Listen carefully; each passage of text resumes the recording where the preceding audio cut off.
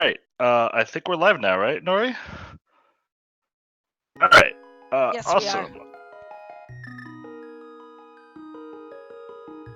So, hello everybody, and welcome to the first qualifying race of our Crossworld Keysanity tournament that is starting up now. We've got a great race with some really good runners on the race stream today, and also we have two excellent runners who are both better than me on the commentary, as well, with Goomba and Lin here. Hello. I'll be one of your co-com tonight with Alazun and Goomba. I'm really excited for this tournament, though. So yeah, I know. But yeah, we also have Nornado and Oasis 28 tracking for us, which is going to be a lot of work. So thank you so much to them. Is not an easy task. But so for those of you who aren't super familiar with what Cross Keys looks like, Cross Keys is similar to what you would have seen in any other Zelda randomizer, with a couple of fairly major tweaks. With the very first one being that doors don't go where they're supposed to. That's actually probably the biggest one. So you'll see all four runners will go around, and we'll see a lot of different places running around looking for where they can find items and places. But yeah, so we're seeing four pretty different. We're seeing lots of different starts here in the restream.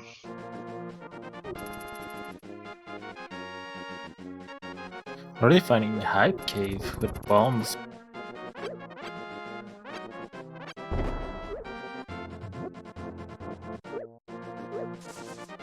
So yeah, I would say hype cave's obviously a really nice thing to find early on in the seed.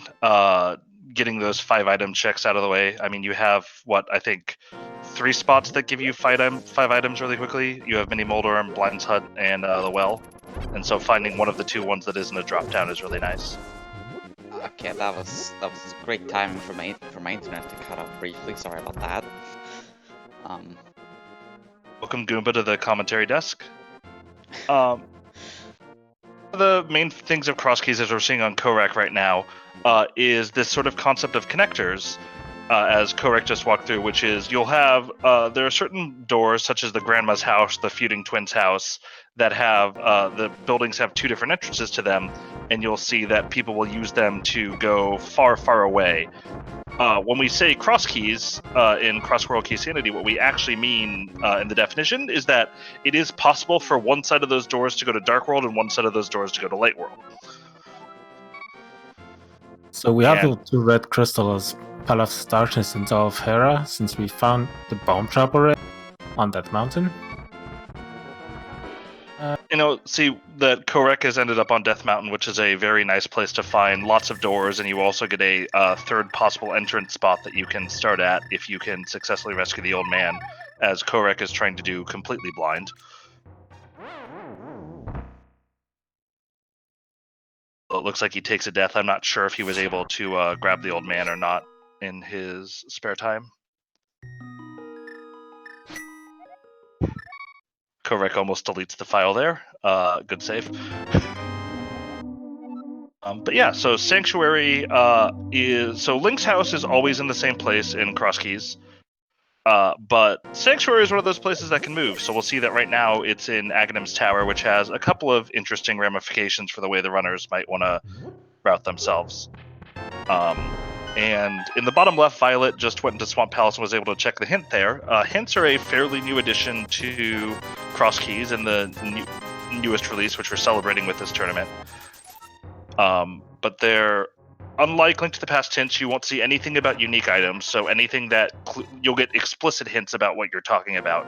But there's a mix between telling what locations are what and what items you can find where. Yeah, P-Train's now made his way to Death Mountain. We'll see if he's brave enough to try to do the 1.5 heart Dark Room. I usually will wait until I have at least something that can help me track it out, as he says no and leaves and is checking the other entrances. I mean, you can use bombs in a way, but not it's having really anything. Dangerous. Yeah, really, really dangerous if you don't know what to do. I'll say he may actually do it. He's healing at the fairy fountain here. He may actually decide to do it after the fairy fountain with a little more health. At least something I can either see moving or toss off walls. Preferably not bombs, although I've done it with bombs before in certain situations. As he also finds the front of Turtle Rock, which is going to fill up his magic nicely. Note that for certain dungeons that have multiple entrances, of which Turtle Rock is the most important one here, those entrances do not have to be next to each other in any place, so you could be logically required to traverse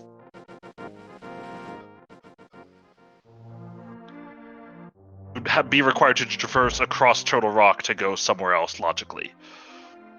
So we're getting our first glove here on Violet Pumpkin on Sick. That glove is actually very important, especially since there are actually a few entrances locked down by rocks that you could lift.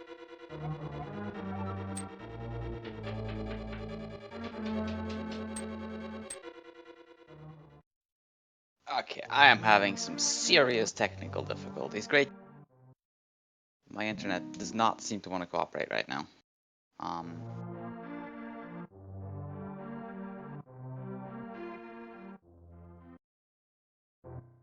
But yeah, so just a couple of features of the tracker, which Tresco put up today.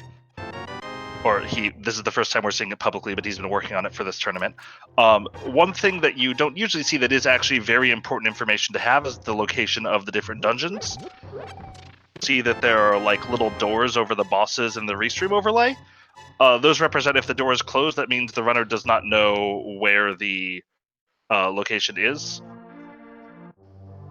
If the door is open, it means they found that. So we've seen a couple of runners find Swamp Palace so far, and so they should be open or will open soon. Violet Pumpkin is trying to traverse Laser Bridge with nothing more than bombs, but it takes a little bit of practice. And you can going, you can do the topmost chest and the bottommost chest with damage boosting by falling, but the two other ones, yeah, you have to go through laser skips if you don't have anything to go through the lasers. Yeah, Violet and AA are rewarded here with finding the bow, both on Laser Bridge. I felt really proud of myself yesterday. I was playing a seed and I did all of Laser Bridge with only bombs and didn't take a single hit of damage. Felt really good. Because that little red beetle dude is really annoying. And you'll probably see runners die several times, especially early on, in an effort to either put them back or to reset the room to a state that they want it to be. I see Korek is going to soon be joining that bow-having club.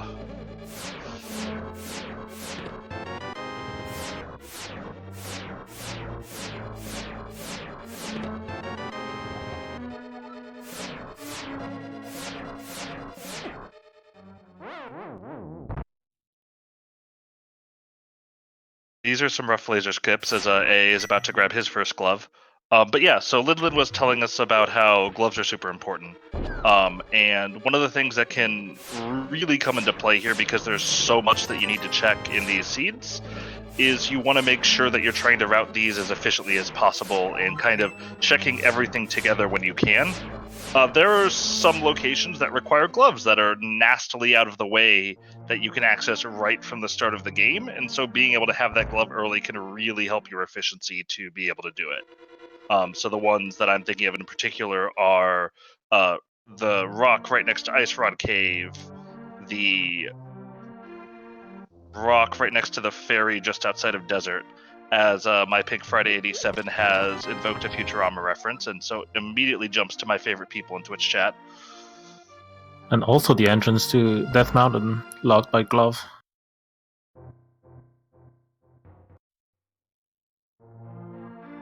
Yep, that's another one. And there's effectively Dark World analogs of all of them. Cool, Papa, you're probably right. It's probably best to wait until they find the back to market clear. But AA just walks in, and he did a technique that you'll see somewhat frequently in cross keys, depending on how aggressive the runner is, which is he found the back of Desert Palace and grabbed the key under the pot right away. What this can let you do, depending on what you're trying to do, is it can let you, and we're going to see him do it right now, actually, and allow you to go into Desert Palace and open the door without having to find the small key. It can be a risky play sometimes, though, obviously, because we'll need the key and there will be nothing in that room, and then you will find yourself as needing that key for your go mode item.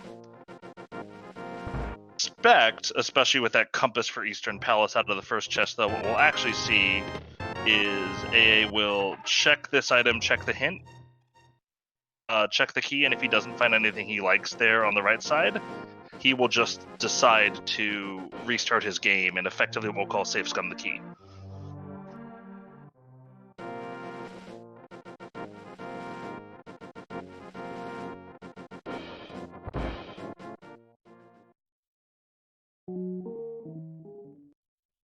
AA is now taking a quick death warp to get back, and I assume now will save and continue, and then he will immediately follow this by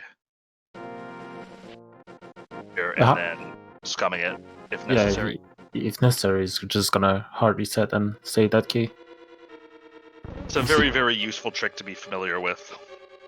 Is it correct if you're doing the same? I think I did it.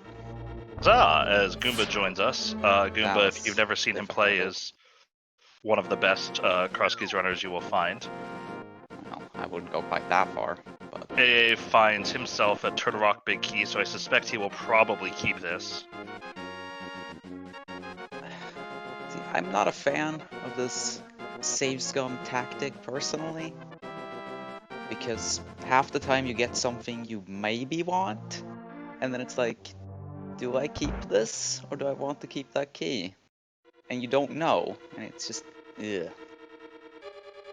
I think there was probably at least a moment of time where he debated just resetting anyway and just know, hey, this is where the Turtle Rock big key is. Yeah. And it's the Turtle Rock map that will tell him, hey, this is a crystal, so I'm 100% going to need this anyway. Like, that's the thing, right? You find a big key that you might not even want, and you're not sure if you should keep it or not. So personally, I just never bother save scumming. At least not Desert Palace. Because I see the merit behind it, but I don't like it, personally. And we'll also see a large part of the early game is going to be people sort of checking different entrances to find where the stuff is that they're looking for, as P-Train picks up his hammer and Desert Palace big key. But what you'll frequently see is, because the well is one of the only places that has 5 items, you'll often see that people associate a disproportionate amount of value to the dropdowns. We mean buildings that are in the pole that have one entrance from above and one entrance to exit. So Ganon's Tower, where you fight Ganon, or not Ganon's Tower, actual Ganon, where you fight him, is a drop down. The well is a drop down. And so you will see a lot of times people will make sure that they check all of those really quickly because, one, it lets you find Ganon, so you can learn very quickly, do I need to climb Ganon's Tower and kill Aghanim, or can I beat this without having to kill Aghanim? 2, or do I need to kill Aghanim 1 to get to Ganon at Lumberjack, which is very, very useful information. Where we have the Lumberjack is Sanctuary, so I think we're unlikely to see people kill Aga 1 unless it's a very specific situation.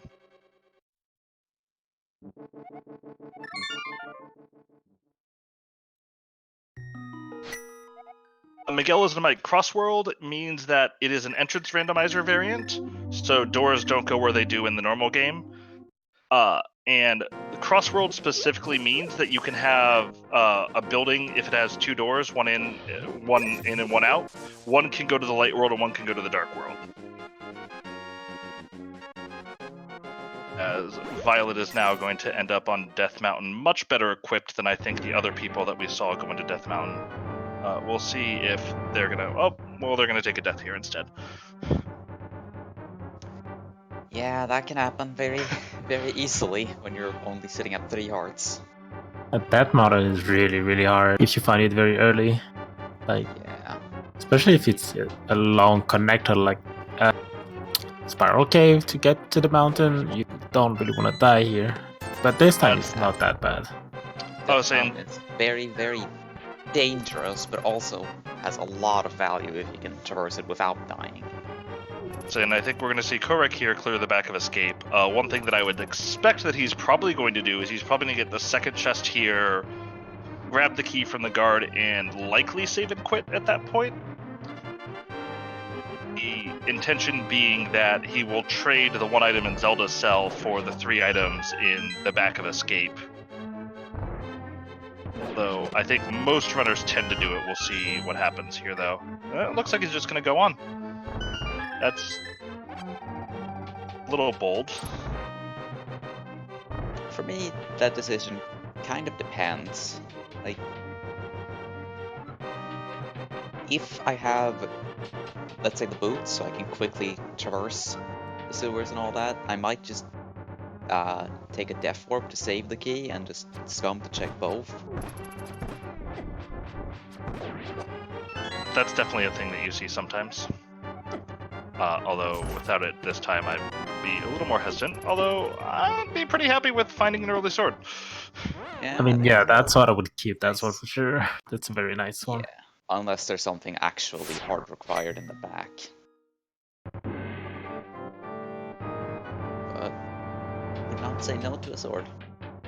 So yeah, especially for getting the ability to traverse dark rooms, having a sword is really, really helpful because you can use sword beams to effectively locate yourself all the time. Yeah. Yeah, Incoherent, you're correct. It is, I think, likely that you'll find the Hyrule Castle key before you get both Castle Tower keys. It's still often more valuable to simply take that trade anyway. But it is a cost in time that you might not have to do. I am much more inclined to steal the key to check the sewers instead if Escape is in the pyramid, but when it's Lumberjack, I'm not too unhappy with just taking what's in Zelda's cell and leaving.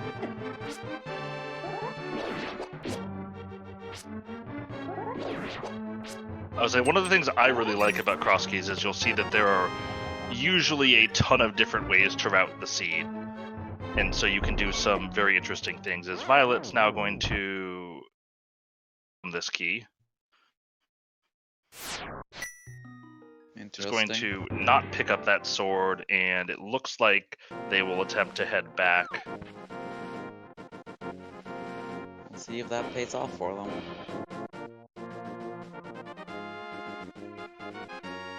They're just leaving. I guess they don't feel comfortable doing the dark room with this equipment, which I can understand. That's a very reasonable thing. Not even like a boomerang or a hook shot that you can use to echolocate yourself. It's I would do it with a sword. With a sword, yeah. Sure. Or boomerang. But or the hook sword shot comes boots. at the cost of not scumming the key.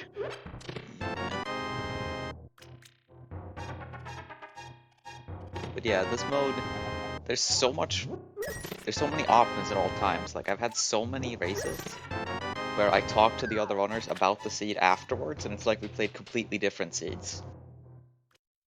Race the other day where Goomba came into my stream afterwards and like, so tell me, how was Eastern Palace Big Key not your Go mode item? Look, I was really curious. Eastern Palace was the first dungeon I beat at 55 minutes into the seed. Yeah, exactly my point. You just never know with this mode. Oh, in that case, it was because I did steal the Desert Palace key and found the Eastern Palace Big Key there. Which, of course, the Desert Palace key was sitting on the Thieves' Hideout, which was sitting under the Lumberjack, and therefore required killing Aghanim with no idea of what the small key was that you had to use to kill it, to get it. Yeah. Wasted on my part. Let's put it that way. Interesting situation. So it looks like Violet now is going for the play through the Dark Room. The arrows to locate where they are.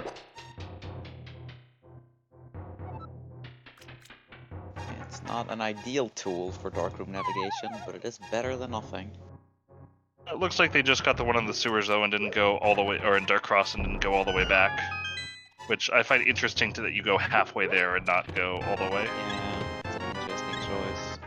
And not really wanting to chase after that key rat in the complete dark, though. Definitely not wanting to chase after the Kira.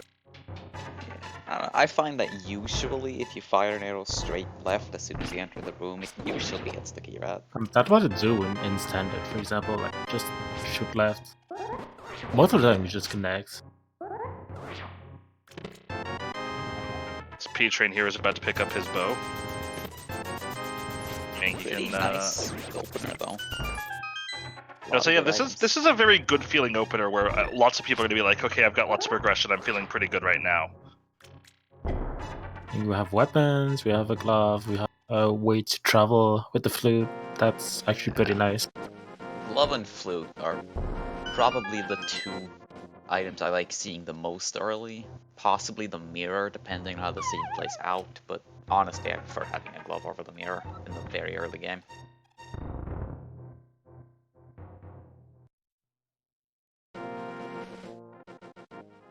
So I think the mirror is probably the single best feeling item in this game because of the possibility of getting spat out somewhere in the Dark World, especially if you happen to be like, if you happen to get the Moon Pearl and the mirror really, really early on, you can oftentimes route Dark World and Light World together and check all the entrances at the same time, which can make for a really, really efficient seed.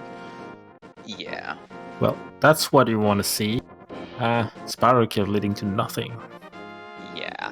Seeds where you have to traverse Spiral Cave multiple times are not seeds I want to play. Let's just put it that way. Yeah, as Incoherent pointed out, entrance can make Moon Pearl Hunt an absolute thing. I know I have. I don't know if Goomba and Linlin, but I would kind of assume they've had seeds where Moon Pearl is their go mode. I've had one, I think. I mean, especially when you tend to sequence break a lot in that mode. Yeah, you can have your Moon Pearl as your last item. I mean, some seeds you can even complete without the Moon Pearl. Very rarely in logic, but with sequence breaks, it happens. There are some sequence breaks that you don't normally see in normal modes of rando that you will probably see somewhat commonly in these modes. So if someone does get dumped into the Dark World and they end up in a dungeon, you will probably see that people will just suicide themselves. The way the game works is that if you're in bunny form and you die and respawn in a dungeon, you respawn as normal Link. And so you actually can clear a dungeon in the Dark World without actually being able to do it theoretically because you don't have a Moon Pearl. The main exception to this rule being Swamp Palace, because there's no real way to kill yourself in Swamp Palace without getting across the water. It is possible in Tower of Hera. Yeah, If you super bunny, so you can use your sword as bunny, you can hit the switches and then kill yourself on the mini Moldrums or something. But that's true. That's required most of the time. And Super Bunny is another one that you might see, where you'll see versions of the Super Bunny glitch a couple of places in normal rando. Most commonly, I think, around Myo Shed and the aptly named Super Bunny Cave. A lot more here because you can find a building that has a chest in it or something that you want to open. And you can use it to be able to use your sword in Tower of Hera so you can go kill yourself and do Tower of Hera in the Dark World.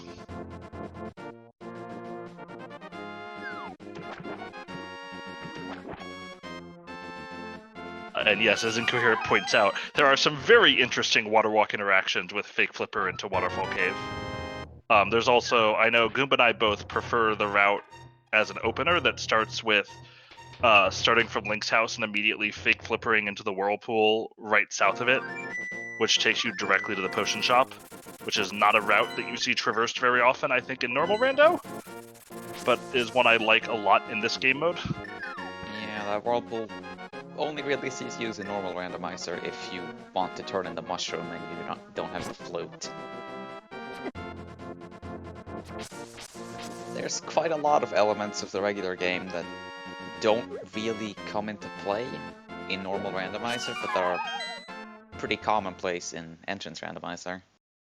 Violet finds if you don't watch a lot of Keysanity, finds the small key to Swamp Palace, which is a pretty big find, especially given the toolset that they have right now.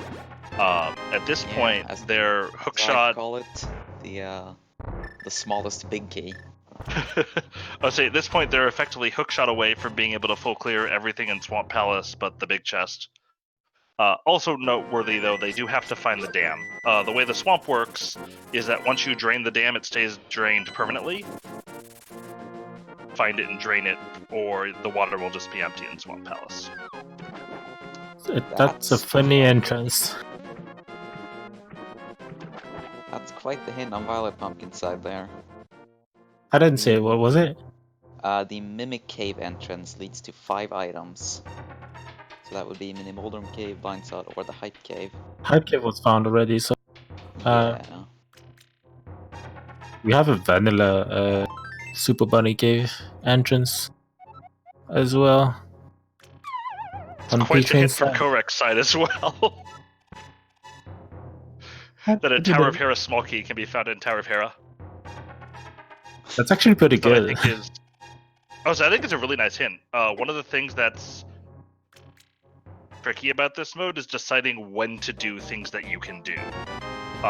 Such as if you find a thieves' town and you have the big key and a sword, do you rush it right away, or do you sit back and say, hey, you know what? Key or a hammer, I could get in trouble. As P-Train now finds the dam, and so once he finds his flippers and Swamp Palace small key would be able to do the entirety of the front side of Swamp. Really looks like a tempting play to me right now. Although obviously I would rather have the hook shot. So, based on what we've seen, our player would have to go through Super Bunny Cave again in order to get to that Blind's Hut or Mini Moldrum Cave with the mirror later when they get it.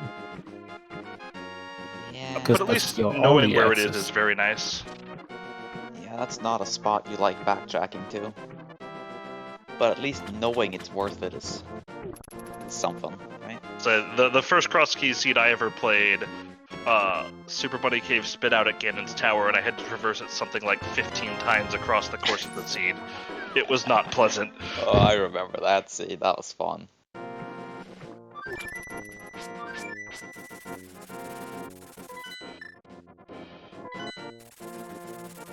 Korek has found the flute, which is a really nice pickup.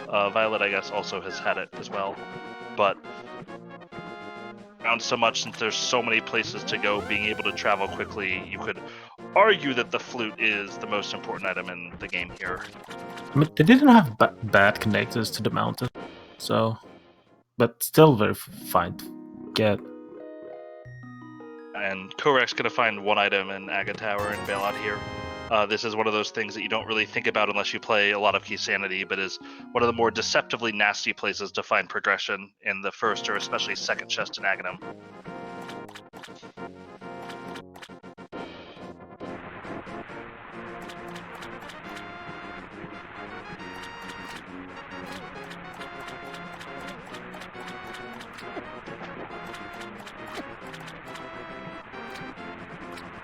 I think P-Train is now going to find his, if he didn't already find it. This is one of the storytellers, by the way, that can give you hints. P-Train's going to find that same hint that Violet, I think it was Violet, found earlier. That is a very, very nice hint. Yeah, that is. That entrance is very often really, really, really annoying to traverse to more than once, so... Getting a hint for it is pretty nice. So, and this is another one that P-Train just found that is a very sort of nasty hint to find, or a very nasty entrance to check is the back of Skullwoods, since obviously you can't check it unless you have the Fire Rod. As P-Train's about to pick up a Swamp Small Key right now. Personally, the back of Skullwoods is probably my least favorite entrance to check. After pod or before pod? Okay, I don't like pod very much either, but... I like being spit out at a connector at where pod is. Because then I know I don't have to check it. Yeah. Like, if you can't end your route at pod, it's just so time-consuming for one entrance. Listen, there's a couple other items that I think are sort of, or items and locations that you don't think of if you don't play this mode that are worth calling out. as well. So the Ice Palace Big Key is, I already mentioned the Thief's Town Small Key. The Ice Palace Big Key is another one of those where you go in and say, I can beat this entire dungeon without the big key, so I'm going to jump in, only to have to go back an hour and a half later to find your go mode in the Ice Palace Big Chest. I think another the big one is the Ganon's Tower big chest, because the basement is so tempting with all those chests, but... Thankfully, everybody, I believe, has the... I think everybody has the GT Big Key, at least, though. Yeah, it was very easily available in this seed, but... If you don't have it, it's one of the nastiest places to orphan in the game. There's a couple of the ones you don't necessarily think of as well. So Race Game can be a nasty place to get to, because the only way to get to it is to get spat out a door that happens to... Or to go there in the Dark World and then mirror from near Dig Game. One entrance people would not think about is actually the bumper ledge, but in the light world.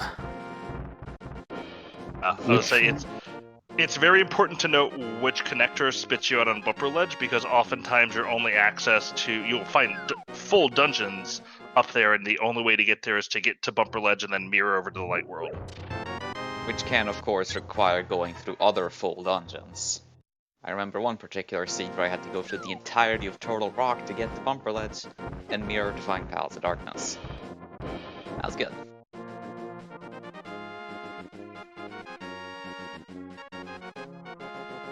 And similarly, the 3 entrances on top of Hyrule Castle very often require you to mirror on top of the pyramid.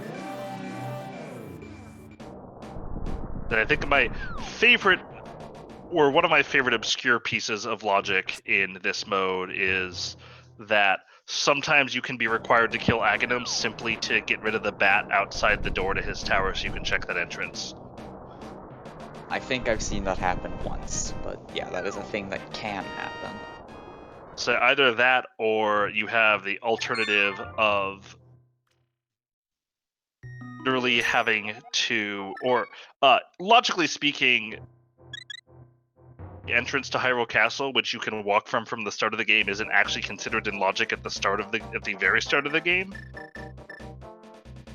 Actually get trapped.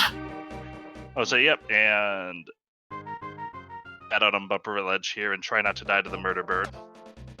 But yeah, there's a lot of different troll things in Cross Keys, and it's incredibly rare that you're going to go through a seed without feeling like, wow, the seed is personally attacking me right now.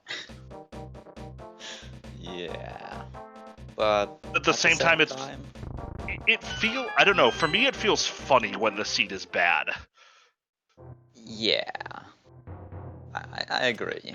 It's very, very rare for me to come out of a Cross Key seed thinking, wow, that was terrible, I didn't have fun. Like, the seed always finds some new and creative way to amuse me.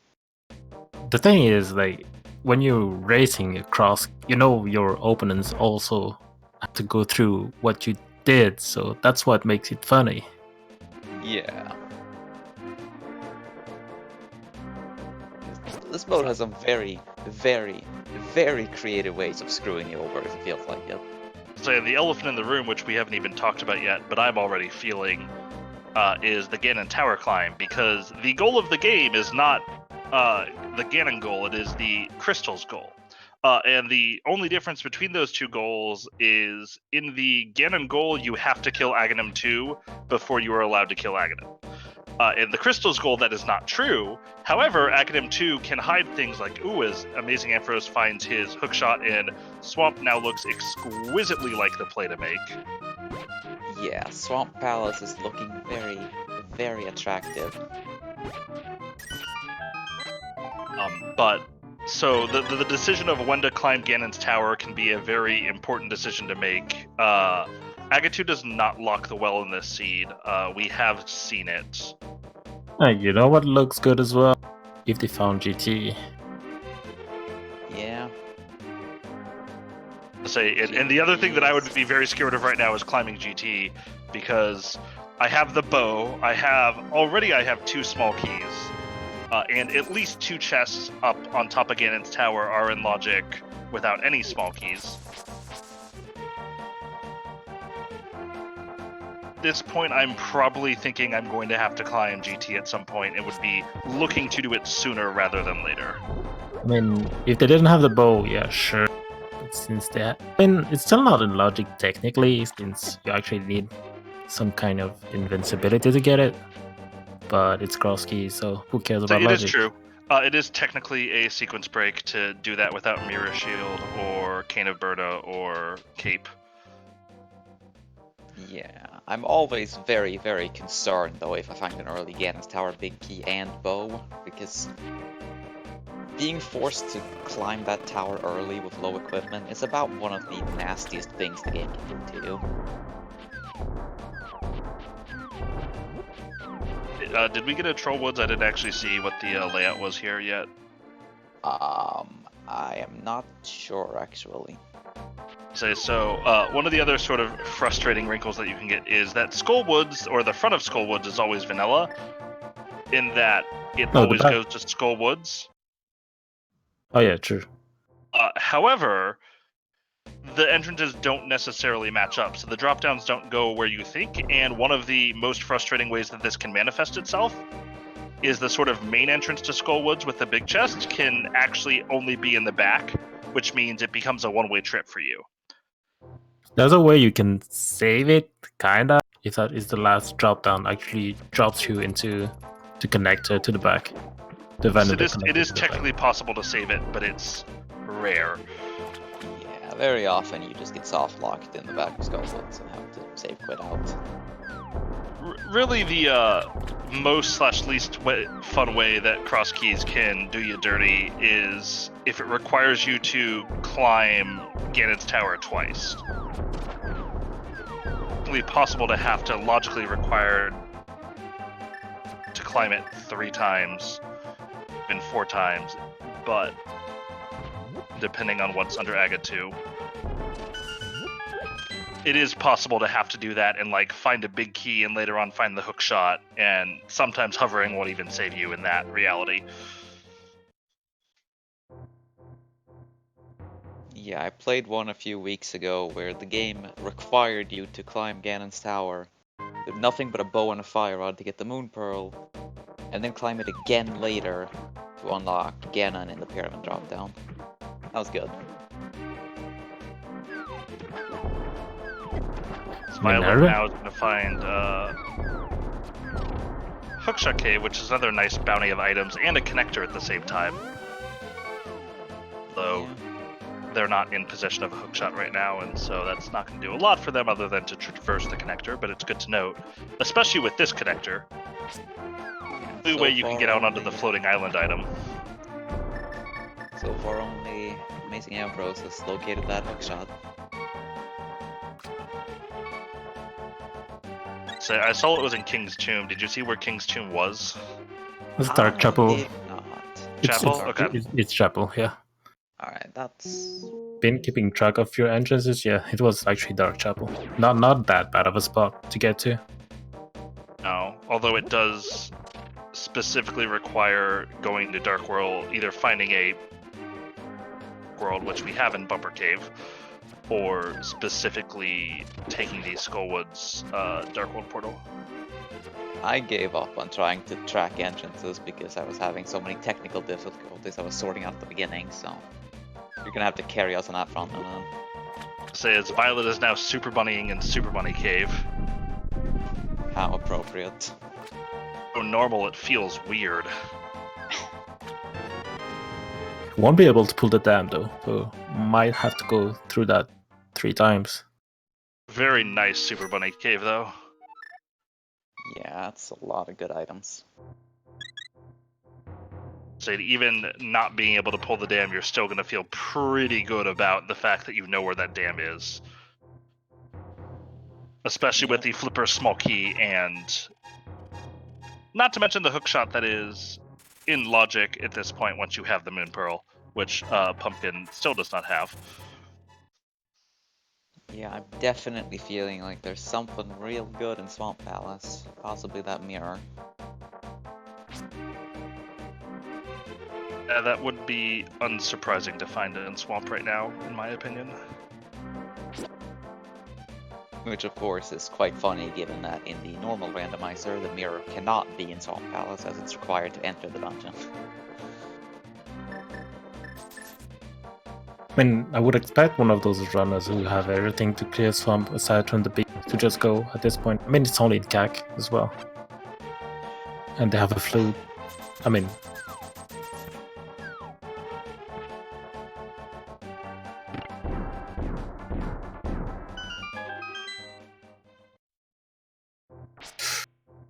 So we have confirmation that Mimic Cave is actually Blind's hut. I think we've seen Minimal Orb Cave at this point, but we did. Violet finally gets their Moon Pearl. Probably not feeling too great about that one, but... Rek has a little bit of a frustrating Minimal Orb Cave. Another thing that's worth noting, at least for people who don't play this a lot, is one thing that's allowed in entrance races that isn't allowed in most races is Quick Swap, which lets you use the L and R buttons to change the current item that you're holding. Lot less painful to menu. That's also why you're not seeing people open their menu very often. It's not uncommon to see people with sub 1 minute menu times in this mode. Yeah, my menu time's usually around 50 seconds or so, I think, in an average length seed.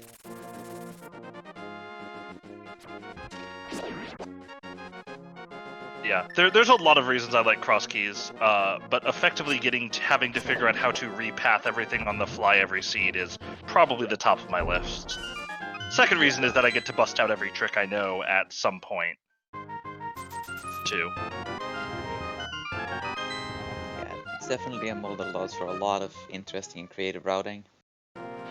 I feel like routing is probably my biggest strength, so plays to my preferences pretty well. So AA now is sort of checking my least favorite set of entrances in the game. This is P-Train, although he's taking the long way for some reason. Oh, he doesn't have the flippers yet. I mean, I tend to wait for the mirror to go there so I can do everything in one go, but sometimes you just can't. Arborelli, are you asking about the doors or are you asking about something else?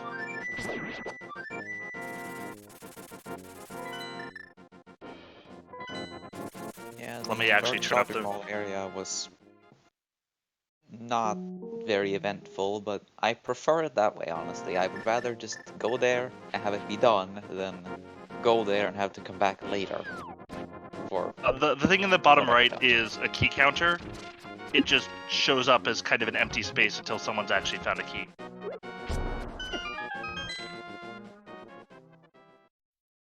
Yes, it's a door handle. It's just not necessarily obvious because it is where the keys are. The door is cracked open by the runner finding the place they are looking for.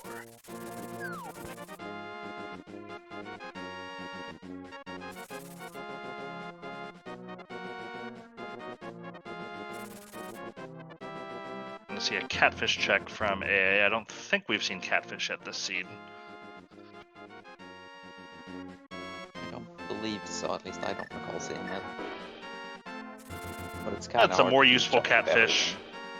Small kitty. Say, that's not really what I want to see when I'm already sitting on the bow, the big key, and several small keys, but... Yeah. At this point, though, I'm pretty resigned that as soon as I find Ganon's tower, I'm full clearing it to the best of my ability.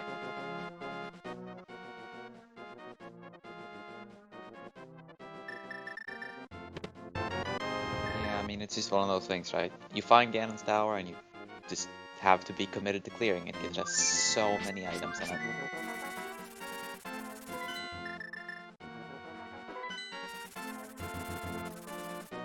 So yeah, I mean, usually when I find Ganon's tower, I'm clearing anything I can in it. As we're now going to actually see what's in Hookshot Cave, since AA already and grabbed it. Never mind. Okay, he was leaving so that he gets the better drop-down point when he... Makes sense.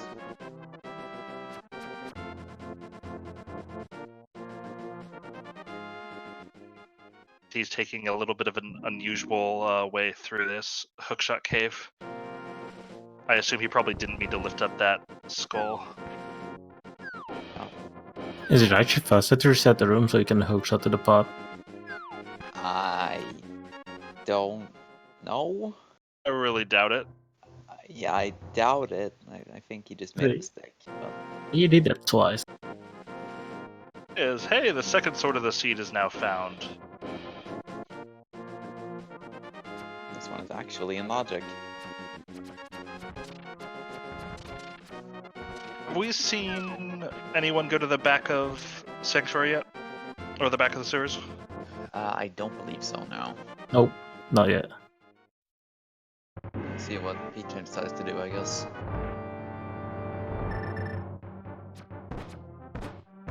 Rek is now taking his turn in Aga Tower for this 10 arrows that he's about to find.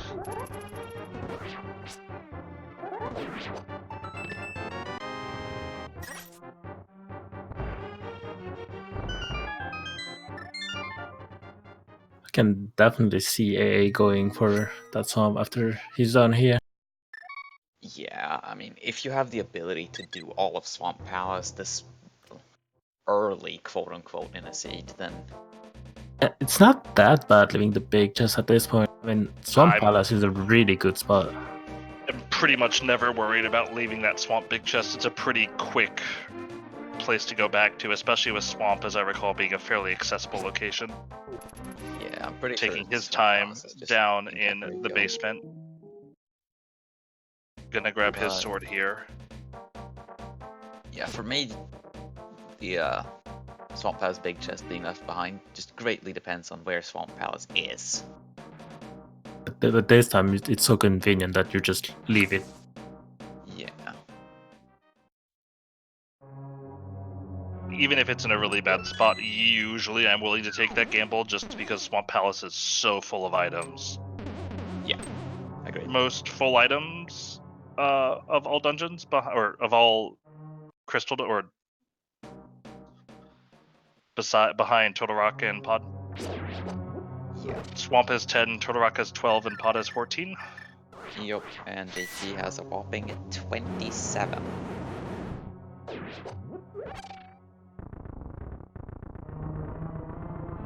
Korek is doing one of the most annoying rooms in the game, in my opinion. It's not a great room.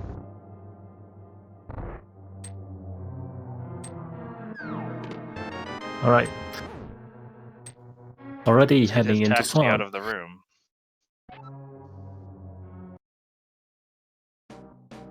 So pretty sure we're gonna see all 9 checks here. I mean, since we don't have the big key. You definitely don't leave left side swamp in the entrance. I mean, in Keysanity in general, you don't. You can make an argument for it later in the game, but this early, you can't really skip So it. I will sometimes do it if I'm 1 item from Go mode, and that's about it. If I'm 2 items from Go mode, I'll usually skip it, and if I find one of them in the back, I'll leave left side, but if I don't, I'll come back in for it after the boss. Rek is collecting his various compasses out of the front of Skull Woods.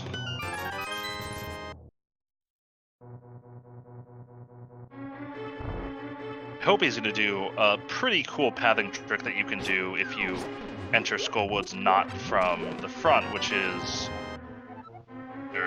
die to the Gibdos, or I guess you can save and quit, but that lets you keep that extra key so that if you do find the back of Skull Woods, you can just go in and kill Mothula right away. Yeah.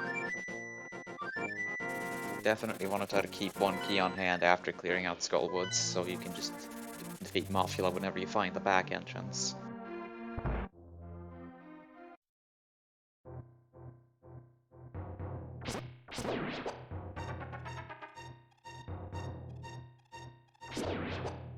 And another difference that you may have noticed, you'll see that we are currently at 48.5 minutes, and not a single runner has cleared a dungeon.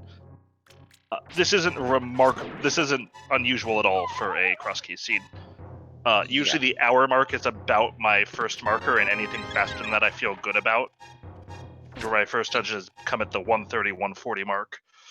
In fact, the fact that Amazing Ampharos here is in Swamp Palace with the ability to complete it at the 50-minute mark is kind of astonishing. It is. It's definitely astonishing. With all the requirements needed for Swamp, that's just amazing. Yeah, being able to complete a dungeon like Swamp Palace, Misery Mire, or Turtle Rock this early is pretty insane. Usually if you see a dungeon clear at this point, it's just Tower of Hero or Skullwoods, because they have such low requirements. Well, see, you're correct that he can clear Ice Palace, but logically, he's not necessarily guaranteed to be able to, or logically, he's not expected to yet. Yeah. I find it really interesting that not only is AA able to, he's actually logically expected to be able to clear all of Swamp as well.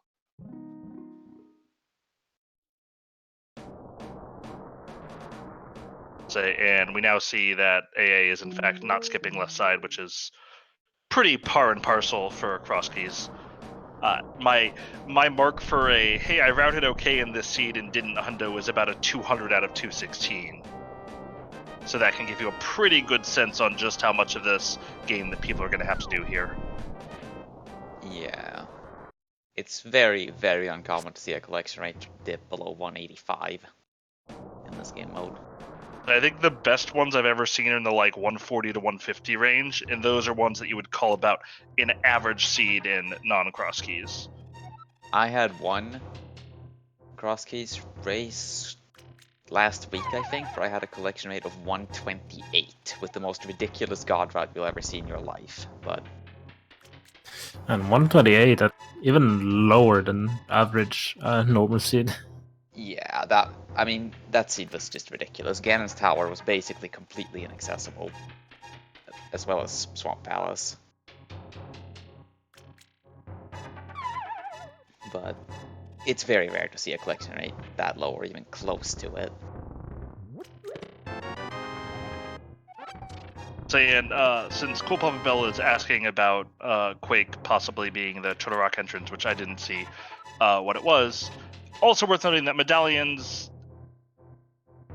are valuable here because very frequently the entrances just won't be anything. Yeah. You'll obviously find seeds where exactly what you need is sitting in the Turtle Rock entrance and you hate everything. I mean, especially Turtle Rock really has high requirements to actually enter from the vanilla entrance, because you actually need a mirror or to get there.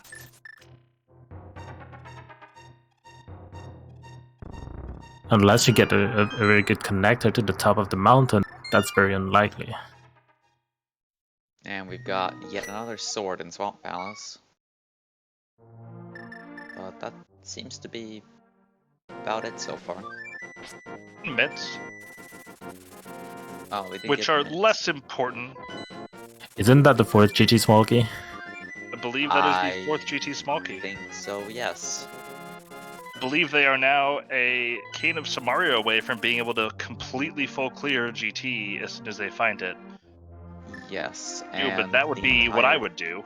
All 4 chests, as well as the pyramid drop-down, are all fully in logic. I didn't get what was the pyramid drop down yet. I'm not sure which drop-down that is. I think we've seen the completely useless drop down, right? I think we did, yeah. So I think it's one of the one-item drop-downs. I'm not sure if it's Magic Bat or one of the other ones. A Magic Bat has we've seen been Magic around, Bat. so I guess found Magic Bat. It's either Lumberjack. I think it's Lumberjack. I don't think we've seen Lumberjack yet. Yeah, that's definitely Lumberjack. We saw Uncle for sure. That basically effectively puts GT at 28 items. Yeah, with 5 of them being at the top, with all 5 of those being in logic currently. He nails the triple shot on the fire rod, as Korek is going into Swamp, but I believe does not have the hook shot yet. That is correct. We'll be only doing half the dungeon. Probably frustrating for him when he finds that hook shot and sees just how easily accessible it was. Patron, on the other hand, is making his way into Ice Palace without a glove, which is quite Yeah, unfortunate for him. he has a glove. Patron has a glove. Yeah, he does. I'm actually surprised Prince still He got hasn't it done from flippers. The risk P-Train is running here, obviously, is that there's something in the Ice Palace big chest. Because he does not have that big key, and that will be an unfortunate revisit if he needs to. He still doesn't have flippers, though, which are very, very easily accessible since they are just in the well. Oh, he does have the flippers, I'm pretty sure. I've seen fake flippering for a while. I saw him not fake flipper. I'm pretty sure he has it. Yeah, he got them somewhat recently, but he does have them. I don't see it marked on his own tracker, though. However, I do see them marked for P-Train on our tracker. So, I'm going to say he's got those flippers. Well, I watch P-Train stream fairly frequently, and he is a very, very big tracker slacker, so... No trust, As a tracker P-Train. slacker myself, I'm not sure I can judge anyone for that.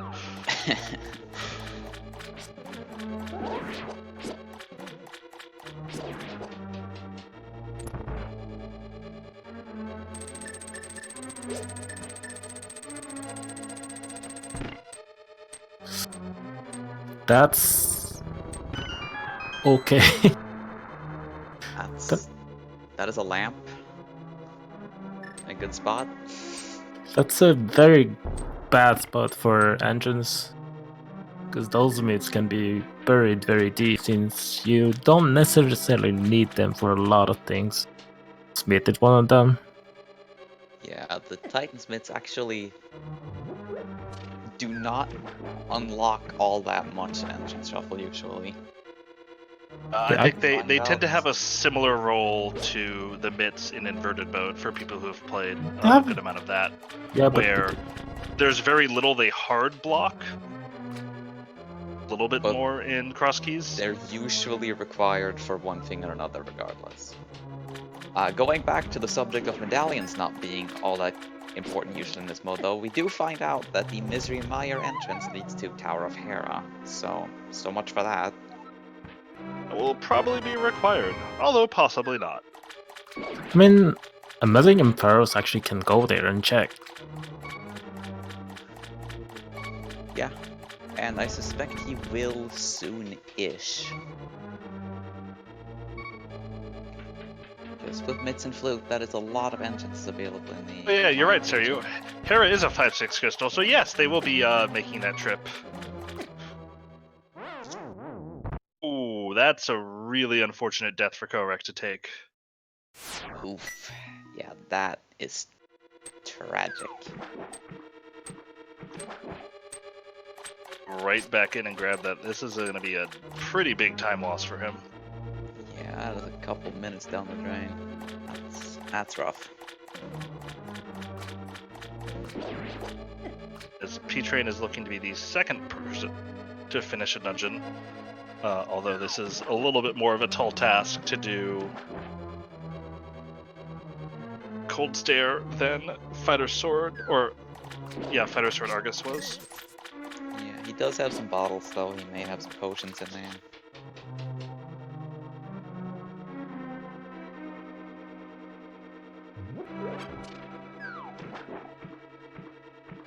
Oh.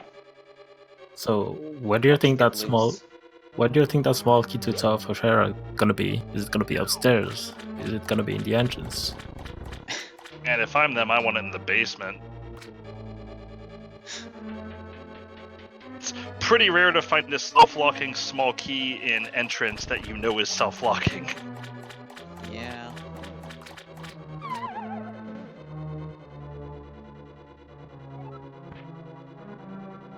P-Train probably missing a few more fire rod shots than he's happy with. Looking like he's now pause buffering the fight, which is not a bad idea here. Still healthy though, but I can't blame you for that. Control now, though. I would say if doing this takes my blue potion, I'm perfectly happy to spend my blue potion here. Yeah, I mean, if there's anywhere I'm spending a potion, it's probably on Gold Stair. Or in pod, if you don't have a bow. Well, yeah. Picks up the second crystal that our runners have seen in Ice Plus.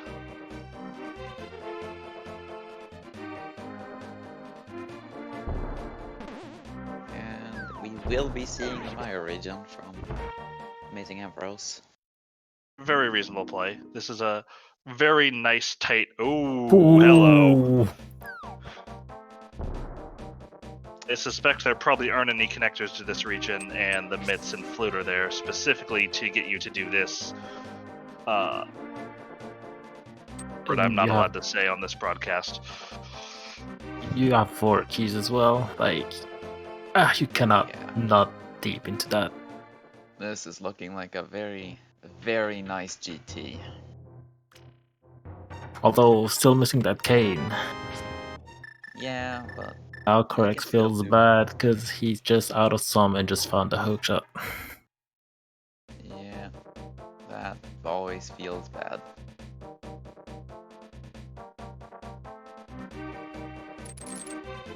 Page in here in Hookshot Cave, gonna be picking up another sword momentarily.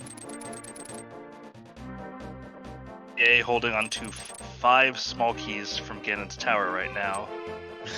Which is a shocking amount to see at any point. Yeah, it's a little bit ridiculous. So I think it was actually incredibly, like, I've seen seeds where GT is vanilla, but I think it's incredibly unlikely in this case, given that we've seen the big key and all 4 small keys and the bow relatively early in Logic. We had a game recently where Goomba predicted, there is the mirror.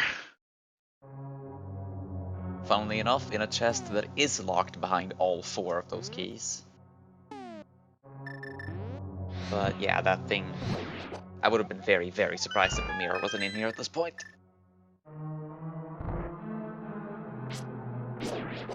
I feel like the mirror is one of the best go mode items in normal, and finding the mirror late in cross keys feels so bad. There's so many entrances you can only check with the mirror. Yeah, I mean, it's one of those things, right? GT and the mirror are 2 of the things you want to find the most in entrance, but the seeds where you never find them usually end up being the fastest. Just because your movement is so restricted around the seed.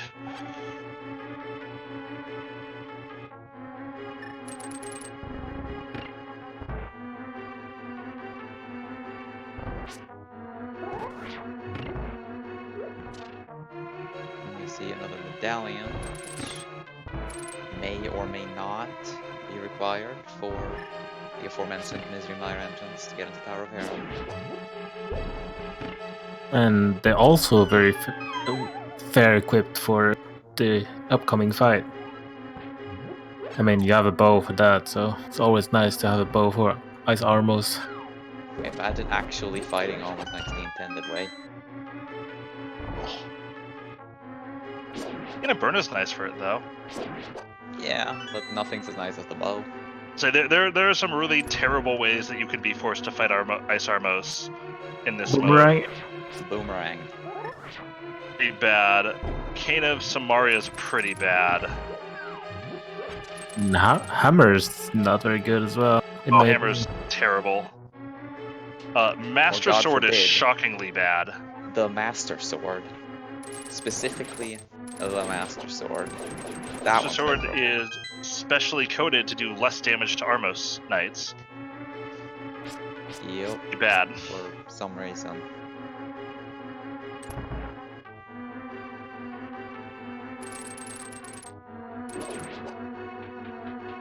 As I recall, the Fighter and Tempered Sword do 4 damage to Armos. The Butter Sword does 8, but the Master Sword for some reason does 2.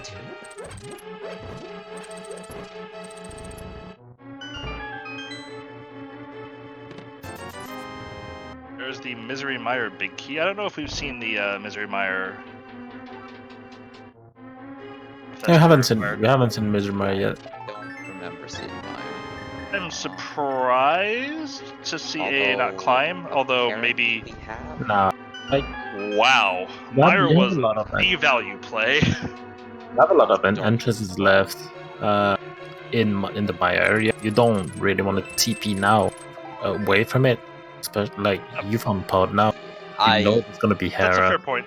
I would definitely check out the rest of this area and then consider ending the sweep of the Mire area. I'm just surprised not going for deeper into Pod as well. I suspect he's going to check all the other entrances to see if he can find the big key or more small keys. That is what I would do in this situation, I believe. So I would suspect he's going to check all the entrances in this area, then come back and do pod, then come back and climb GT, and by the time all of us have had a birthday, he'll be done in the Mire area. He actually can't open Mire because actually the only medallion he doesn't have. Of course, and he doesn't The value know, I don't play. think, but we know that it's required. Also, this Mire area is kind of ridiculous. This is a very, very stacked Mire area. Palace of Darkness and Ganon's Tower are the two most item-dense locations in the game by far, and they're both just right here next to each other. They're actually on top of each other. Yeah. And there's the Ice Palace big key for Pete Train from Land Molas. I'm sure he's happy to see that after having completed Ice Palace. Did Amazing Emperors get the hint for Blind's Hut now that it has access to it? I am not sure. I don't think he did, because he would have had to... I don't remember him checking Ice Rod Cave area to do. As AA killed that guard. He had a key already, he could have just used it. Yeah, that's just muscle memory. I do that every time as well, when I have a spare key. I think everyone is prone to some muscle memory in this game. That's a fair point. And this definitely breaks... Keysanity modes in general kind of break your muscle memory around how you route things. Yeah,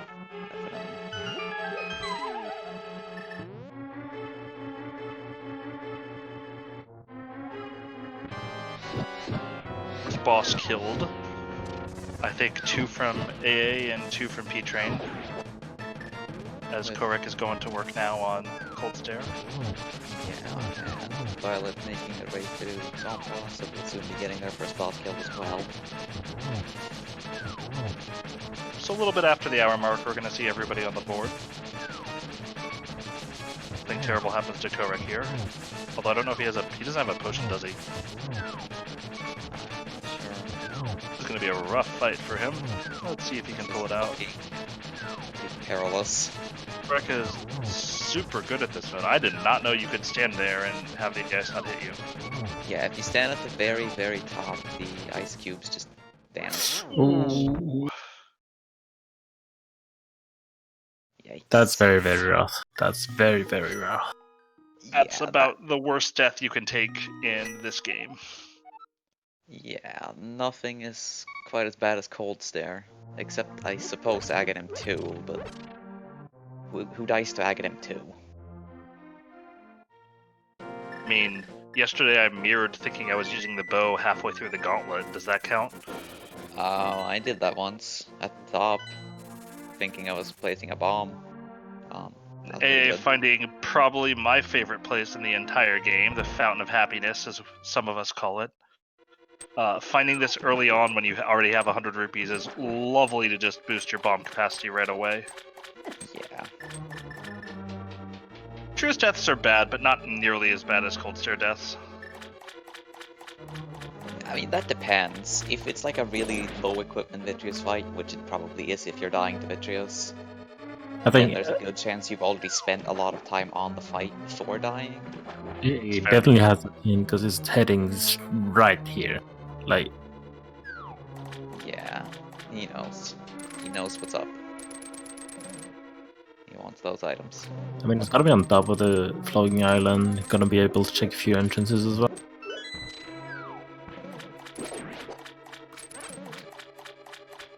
I'm a little surprised not to see the GT climb come in here. I would be surprised to see the Cane of Samaria sitting on the top of GT right now, given the way the seat is kind of shaken out. I don't know, like, the mirror being locked by the 4 keys would definitely make me not go for the climb yet. And GT is actually pretty easily accessible as well. It's fair, but having the big key and the bow there at the same time would make me think very, very strongly of its potential. If GT was harder to reach, then I would probably do it without much hesitation, but given how easy it is to come back to, I understand putting That's off fair. for a bit. And I think the difficulty of reaching dungeons is one of those things that you sort of learn to evaluate over time. Yeah. As you play more of this mode, and therefore will do things such as say, hey, I'm going to come back to this dungeon later, or you know what, it takes me 2 minutes to get to this dungeon, I'm just... it also will affect your willingness to do things like save scum pod keys if you want to check some of the one-off doors. I'm also far more likely to go into, let's say, Ice Palace without the big key, or Thieves Town without the small key, if the dungeon is really annoying to come back to. And just say, okay, I'll just hope there's nothing in this chest.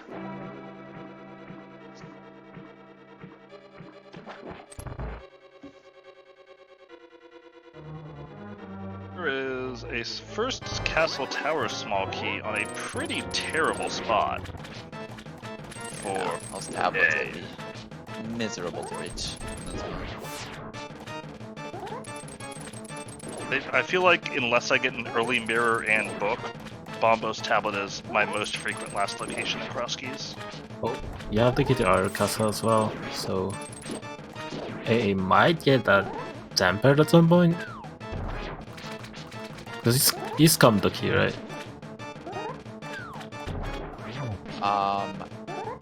I believe so. I don't remember if AA scummed the key. I know Korek didn't. I'm pretty sure P-Train didn't. Yeah, I know someone, like, scummed it, but didn't use it in either place. I forget if that was Violet or AA. It was Violet. It's not one you want to see on the library. Yeah, we got a hint about that. That is the Eastern Big Key in the library. So we don't have any knowledge of what Eastern is yet, although we do have knowledge of at least 5 crystals, if I'm reading trackers right, in Turtle Rock, Swamps, Skullwoods.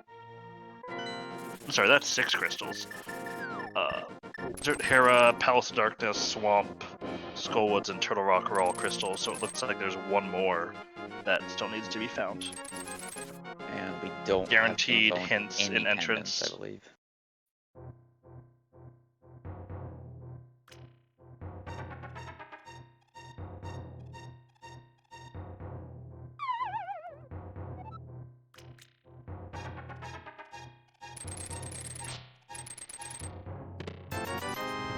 Rek is soon to find his own mirror. As Violet finds their way. Sorry, Violet, not against- Korek. And we're about to see that Blinds Hut. The long anticipated Blinds Hut. Oh, wow. Oh, wow. I actually found it hilarious that everything it was actually locked. The Swamp Big Key was actually locked behind all that sequence. Oh. Well, that's the last sword. And there's her tempered sword, too. So we now know where all 4 swords are. Yeah. And if I'm sitting here with that second castle tower key, I'm now feeling really bad if I didn't scum that Zelda Cell item, even though I found a sword there. Yeah.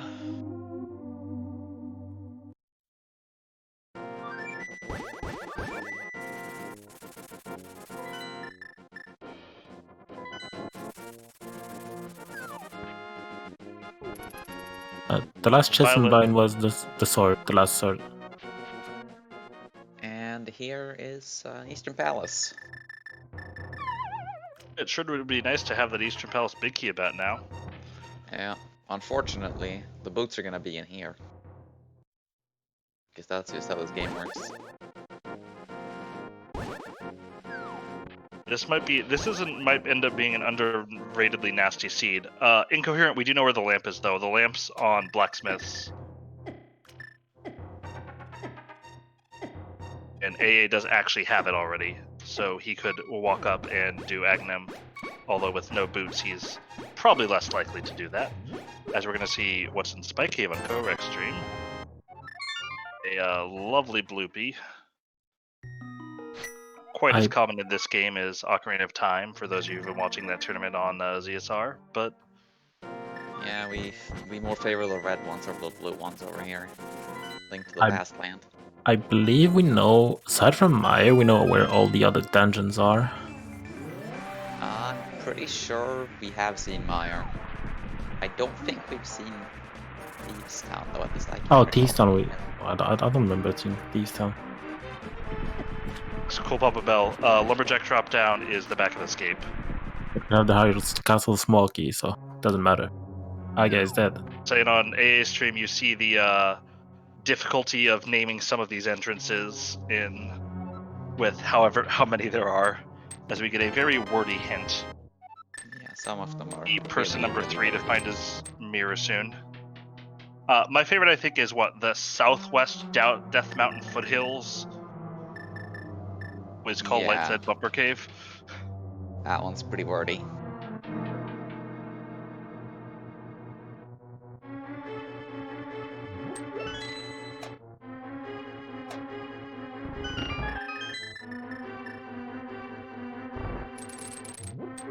Yeah, the 2 spots in Sanctuary that I will usually scum that Hyrule Castle key bell are Academ drop down and Lumberjack, and also the drop down under the pyramid.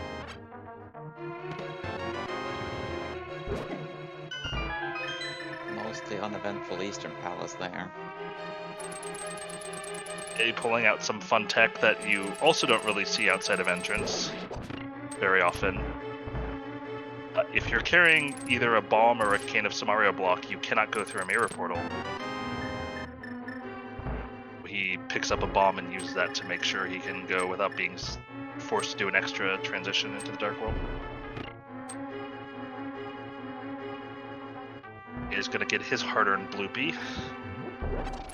I can totally see AA going for the Maya area, because like there's still a lot to do.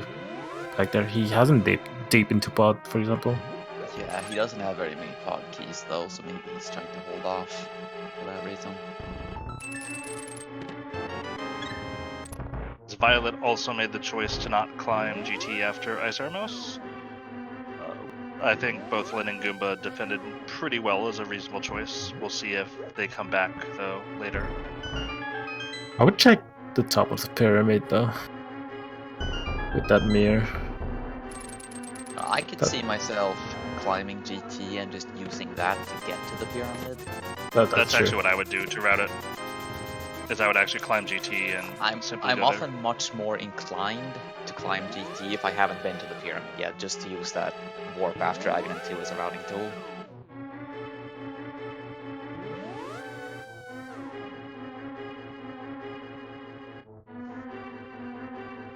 But it is still a pretty hefty time investment to fight Ganon's tower. Although especially if you don't have to kill Aga 2, I'm starting to realize that it's less hefty than I think I thought. Yeah, I mean it's the 4 chests are probably 3 minutes,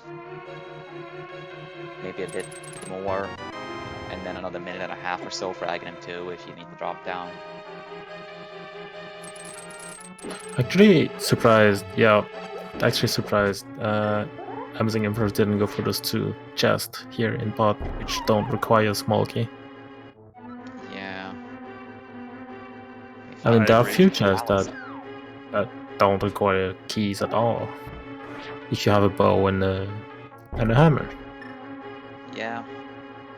I do find it a bit strange that he didn't check at least these couple chests in Palace of Darkness, because they are still relatively quick and don't require any key usage. I mean, you also going to the back, you're gonna use that key on the back door, for sure. Yeah. So I think you can theoretically full clear a pod with 4 small keys, but it's very painful to do. I mean, in theory, if could the do big it with key 2. If the big key chest and Almost Hellway have nothing, you can do it with 3 if you save scum a bit. Alright, here's Korek, my man, making the big call. I mean, he died on calls there. Yeah, he's taken 2 pretty hefty deaths. It makes sense to commit to something that other people might not, to try to gain back time. Also, given where pod is, safe scumming might actually be a good thing to do in pod. Yeah, it's not too hard to get to. I actually would be pretty willing to save scum keys in this pod, I think. Location. I'm generally not a fan of save scumming. I feel like it's just a really hefty time investment. But it's definitely one of the cases where I could see it being worthwhile. Correct. I assume is going to be taking the safety room up here. What a place you want to die. Probably. I would not feel comfortable climbing Ganon's tower with this little health.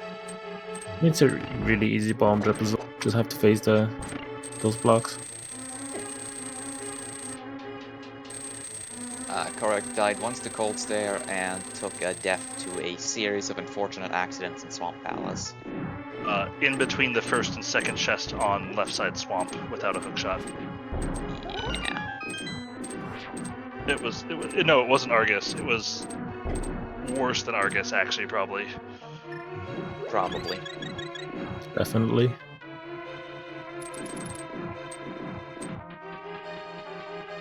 And he went back in to do the right side chest and left side swamp.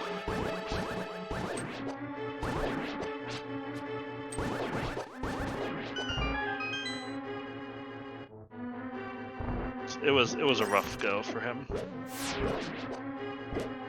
He could find himself in a really good position if he finds something important up here.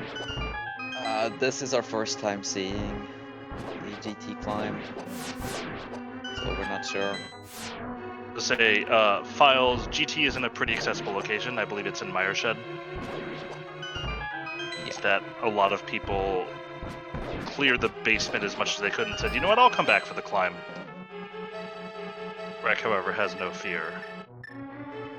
Violet Pumpkin here will be attempting the hammer jump to get into the dark maze without spending a small key. This is one of those you don't see very often in normal randomizer, but in Keysanity it is almost essential. I didn't learn this trick until I started playing a lot of Keysanity, and I can't imagine playing Keysanity without.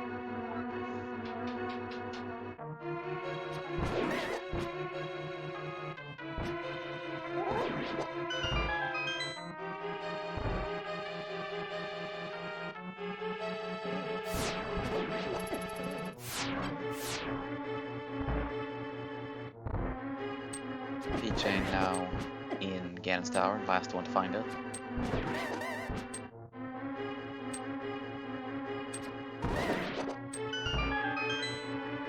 I mean, we do have a lot of access to most of the entrances of the game, aside from the boost lock one and the two medallions that are actually locked by Quake that we don't have. The only medallion we don't have. Yeah, and of course we know that Tower of Hera is behind the Misery Mire entrance, so we will need that Quake medallion at some point. Yeah, Files, I think that's fair to say. Kurik's having, I think, a little bit of an uncharacteristically sloppy execution night for him. Yeah, it seemed that way.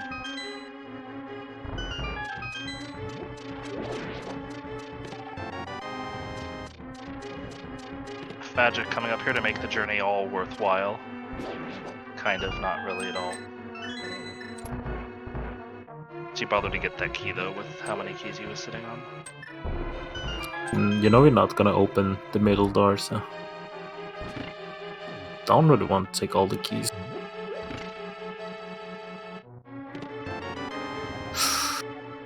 Ooh... That's a very bad spot to be. Kurik is rewarded for his faith. It's not unsurprising that there would be something here, but I do think it makes sense for the other runners to pull off. I'm not really fussed by anyone putting this off, but that's still a really nice find to have, Yeah. especially given... Okay. What? Well, that puts Korek back in a much better position. That is probably the best thing for him that could have been up here, all things considered. He's like any old Kane big would have key. been fine as well. Any old big key is just like, okay, whatever. Everyone else does this eventually and gets their big key. But the boots, now you're gaining time on every runner for every second that they don't do this. Especially if Big Key ends up, or if Eastern ends up being a Big Key. We did Sorry, find that if map Eastern ends up Eastern. being a Crystal, not a Big Key. Because the Eastern Big Key is sitting on Library right now. Yeah. It's triple there from Korek. It's a 1 in 4 at this point for Eastern to be the final crystal. 1 in 3, I think, because Meyer is the green pendant. Oh, did we find Sahasrara? Okay, I must have missed that. Violet, at least on their tracker, and P-Train on their tracker has it marked as a green pendant for both. As AA finds Meyer. I didn't see where that was exactly. Meyer is one of those dungeons that it's not great in normal randomizer with its 2 items, but in Keysanity, suddenly it has 8, and it's a relatively small dungeon, so it's a pretty good items per minute play. And Korek is not going to feel bad at all about that big 20 sitting at Lumberjack, given what the bounty he found in GT. Yeah. He's now going to do exactly what Goomba said that he would do. Well, without the spin speeding off the cliff, but he's going to go up here and use that to check the top of Pyramid. An Incoherent in chat raised a really good point. So you don't pay a lot of attention, I think, to Meyer. You don't pay a ton of attention to Meyer key logic. That's another reward for Korek for doing that and being here and getting the cane to actually finish GT. Suddenly, Misery Meyer is in a very good position. Specifically locked. The left side only is specifically locked by keys, because and otherwise you can technically. Wow, and Korek is. I don't know if he's feeling salty from his deaths, but he's got to be feeling a lot better right now. Although I can understand assuming that other people would who decided to climb. As Violet's now going to make the play as well. What are we still missing? Like, we still don't know. We can't know for sure. So we don't know what the last crystal is yet. Still missing like Asteroid and the big key of the of the rock for sure. No, we know where the big key of Turtle Rock is, I believe. One's found it, I believe. I'm not seeing pretty early in the seed. Trackers. Korek has it, I believe. Does he?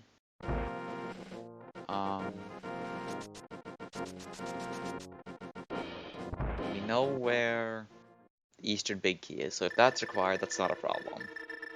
Oh, gonna have our answer. I guess he has it. But we need Quake Medallion to access Tower of Hera. We need the Hera Big Key. The Ice Rod. Well, we may need the Ice Rod, we don't know. We know it's we know. Oh, we do? Okay. Goomba's watching on the restream, so he's seeing the cropped views, whereas Lynn and I are able to actually see everybody's trackers that they're using. I was having some technical difficulties, so I'm using the poor little restream. So P-Train also committing to the climb his first time in GT, and is going to be well rewarded, so AA is... Despite coming out to a pretty early lead, may end up feeling real bad real soon. Yeah, AA did have a pretty commanding lead, being the first to make that Swamp Palace play. But putting off that big climb for this long may hurt him in the long run. Have not seen we did find the front of TR really early. I think it was P-Train's first source of a magic refill in this seed. But it is there was on obviously that no mountain. cane. It is on that mountain. At the top of this mountain. Actually, small key to pod here. It's very nice. We know he doesn't have a lot. I don't remember if AA scummed the Hyrule Castle key or not, but chooses to not kill Aghanim here. I'm guessing AA is heading for the pyramid though. And he'll find some nice stuff here. He'll find his cane. But he still will. Thieves down. do we have the Thieves Town big key as well? That could be required as... Don't believe so. Say, and of course we're just talking non-logically. Logically, they're still missing lots and lots of stuff, such as all the pod small keys. Yeah, I mean, logically you need a whole bunch of garbage. But who cares? Keysanity logic is just a mess anyway.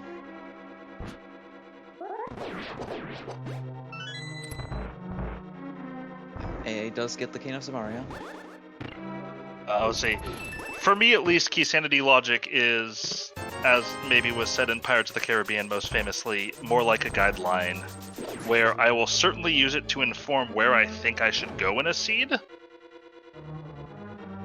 but I don't really care if I'm in logic or not. Yeah. I had a seed... As long as you keep in mind what's locked behind what, so you don't go looking for items somewhere it can't be, you don't really care about the logic.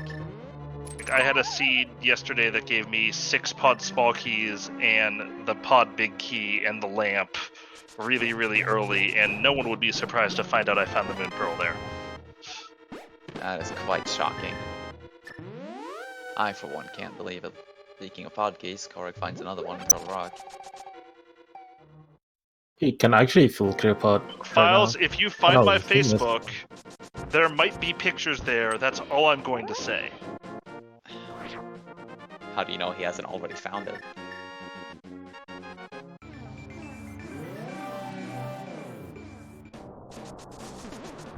I mean, yes, the same applies in all modes, but it applies more in Keysanity just because the logic is far more convoluted with all the keys being spread out everywhere.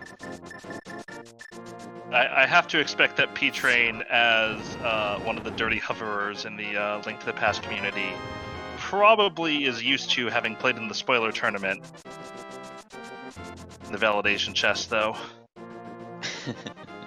Pretty good way to defend yourself against hoverers. Or not the spoiler tournament, the Plendo tournament. So AA now is the only one without that pod big key on the restream, at least. And possibly more importantly, the boots.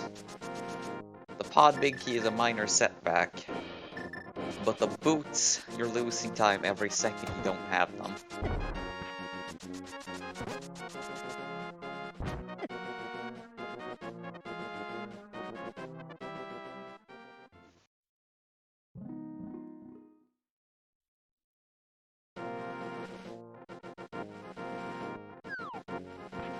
His stream gets lagged to death by the butter sword here.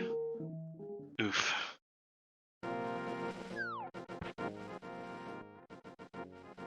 And he has a lot of small keys, so you can burn a few of them. Like, if you wanna, you could full clear Total Rock with only one small key. Train takes the walk of shame after the spin speed on the pyramid. As long as we've you can all, access the been laser there. bridge entrance, you only need one small key to complete Turtle Rock. For logically, you will always need all 4 small keys to complete Turtle Rock. Yes.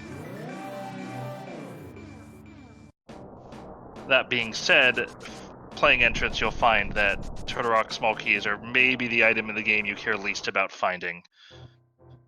Skullwood small keys usually. Misery Mire. I came really close to having a Skullwood small key be my go mode the other day. I had that once. Yeah, Skullwoods and Misery Mire small keys beyond the first one are pretty mediocre. Okay, Fal's fine. Arrows. Arrows are pretty bad. But as far as Korek not is total now junk items. He's now going to find his fetch key here and upgrade, I believe, to Butter Sword. They still have to go back to GT to get the 5 remaining chests. I'm really surprised that Violet hasn't loaded up on the key that they scummed early in the seed at this point. Yeah. Seems like a play that you don't make unless you're willing to do it very soon afterwards. Yeah, it was a bit of a weird decision, and it keeps getting weirder with every second that they're not following up on it. But, hey, who am I to question?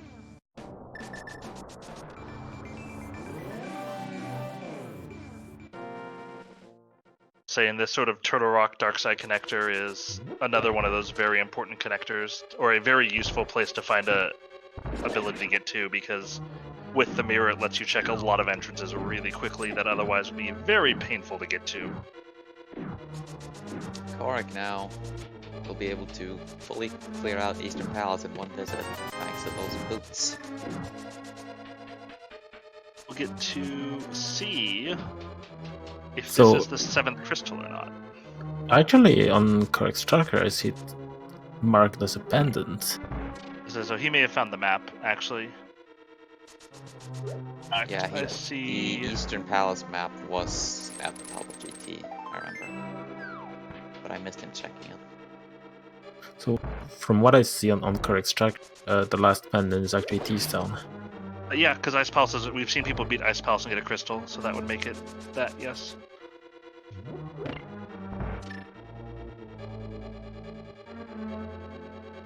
But I agree, Cole Papa, Boss Rush and Cross Keys is a lot of fun to play. One thing I tend to find is that once I find my very first, once I kill my first boss, usually the next 2 or 3 come very quickly after that. Yeah, usually the early game is just you bumbling around trying to figure out what's going on, and then suddenly you're clearing 3 or 4 dungeons in quick succession.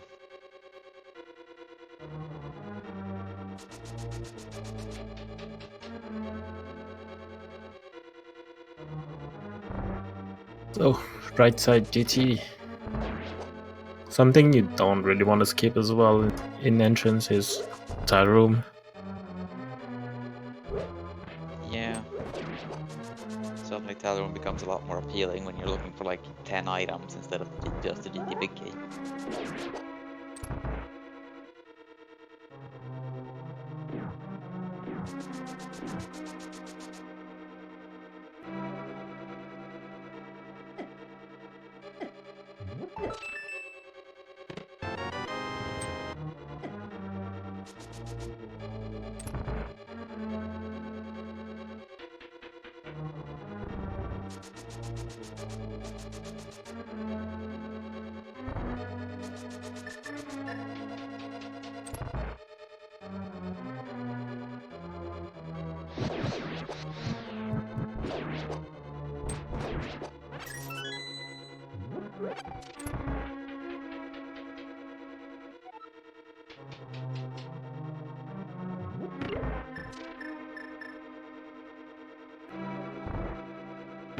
Okay, here, clear out the right side fully.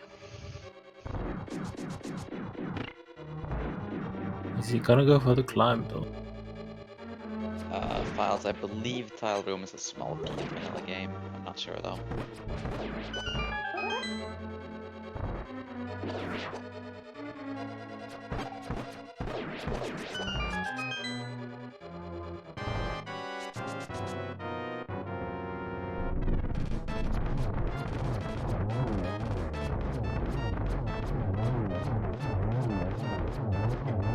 Right side of GT proving fairly uneventful. That's actually gonna be really convenient. Like, I see Correct with only 3 pod small keys, which you're gonna get the 4th one in GT, so he's gonna be able to full clear pod.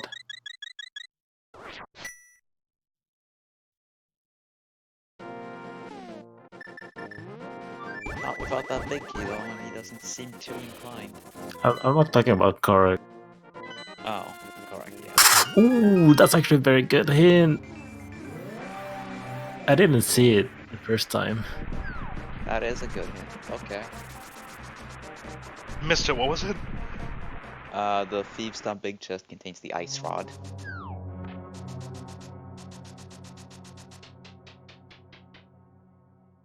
Well, I think everybody has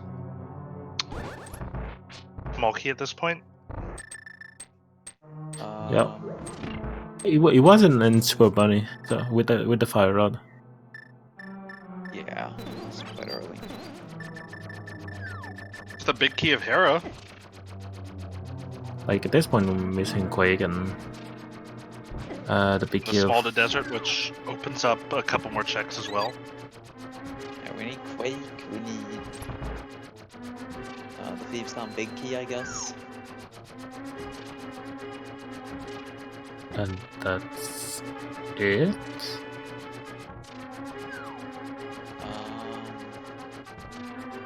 I think so.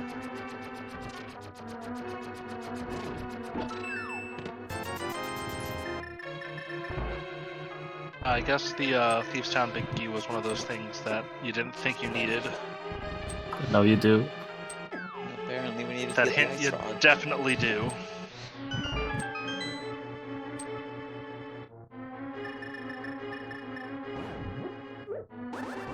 Monkanet, this is a cross keys randomizer, which is about as randomized as you can get.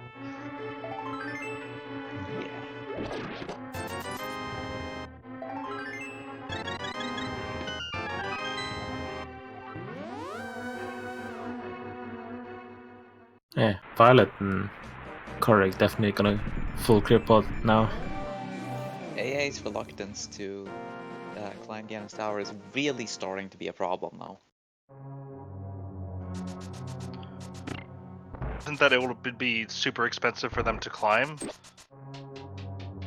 The problem is going to end up being that he's going to end up doing a bunch of other stuff that he doesn't have to do in an effort to avoid climbing. Well, there's that, but he's now also in Palace of Darkness found the big key. And every second he doesn't have those boots is a second he could have those boots and be moving faster. Plus, he's already taken a dip into Eastern Palace without the big key, which he needs the boots to get. He's just losing a bunch of small amounts of time all over the place due to not climbing Ganon's tower. Of course, he doesn't know that the boots are up there, and that is probably the absolute worst case scenario for him, but it still feels bad.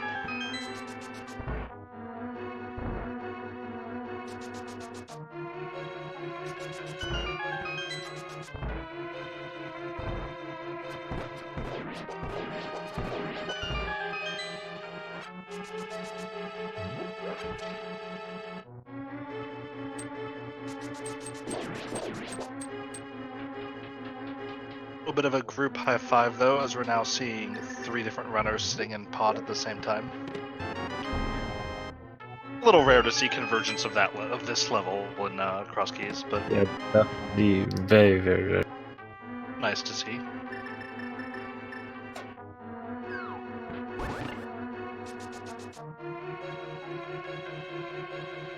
And Beacon might... You weren't kidding about Petron being a tracker slacker. Dude hasn't even marked his boots. I'm telling you.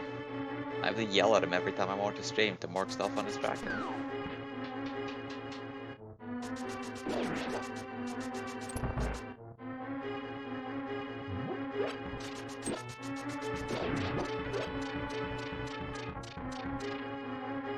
Personally, I'm a pretty diligent tracker, but that's because I'm too dumb to remember what I have if I don't track. It is making the play now. Yeah, it's a bit late, and he's already suffered a decent chunk of time loss to putting it off for so long, but he's doing it.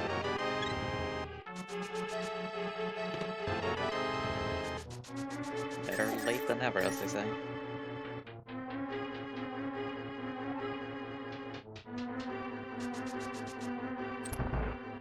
Violet blinking still didn't go back to Blind's Hut. Still sitting on that Master Sword. Yeah. Pretty positive we saw on stream Violet get that hint. Yeah, they definitely got the hint. Being said, when you can full clear Palace of Darkness, you can understand punting on going after 5 items. Yeah, when you have dungeons you can full clear, then maybe it's not so bad to put it off.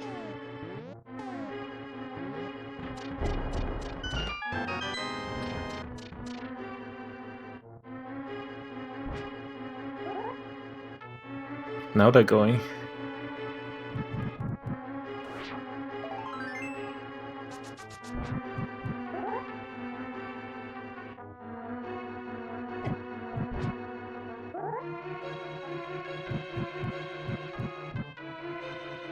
So only thing we haven't seen so far is actually those bootlocked entrances.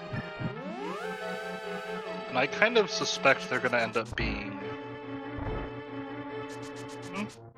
Since Eastern Palace, I don't think Armos had anything we needed, and neither did the big chest. All we're really ending up with at this point is... The only thing we got out of climbing, I mean, the pod big key was there too, obviously. Locked behind all of the doors as well.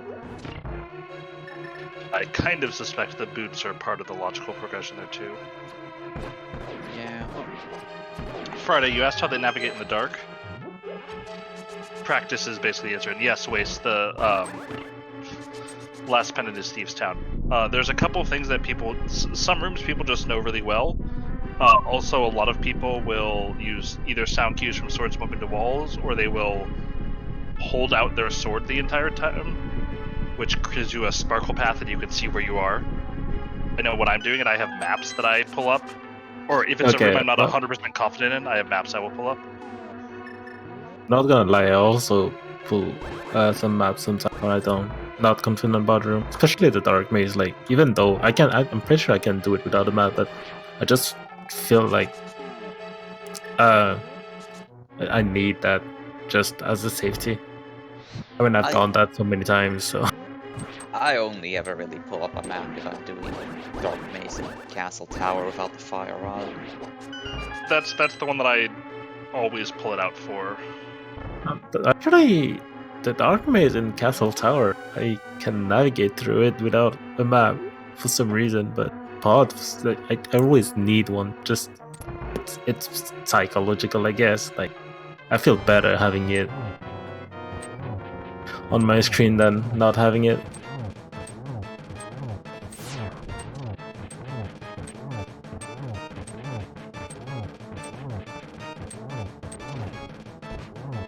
So now as we're sort of figuring out what we have left, have you guys tracked, do we know if there's any places that,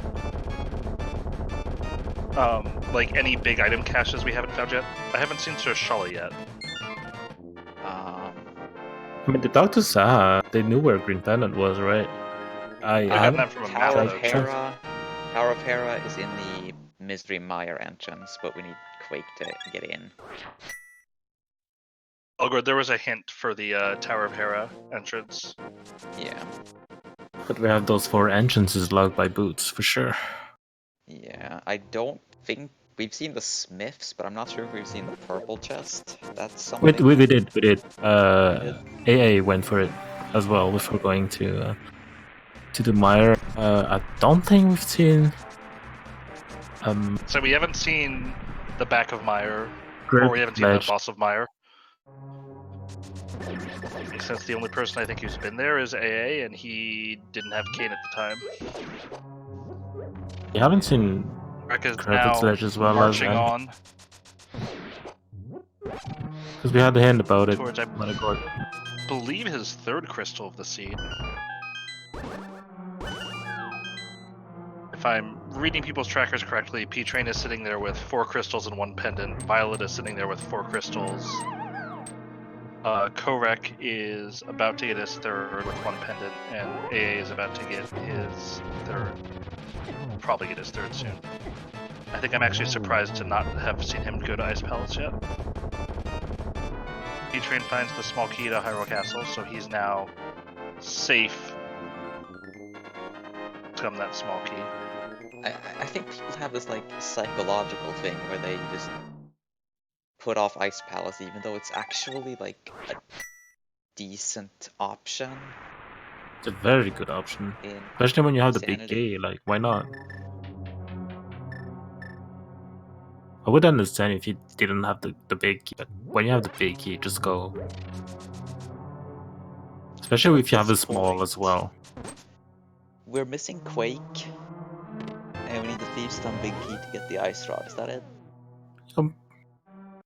believe that is correct. I think we have seen every other bit of information that we need.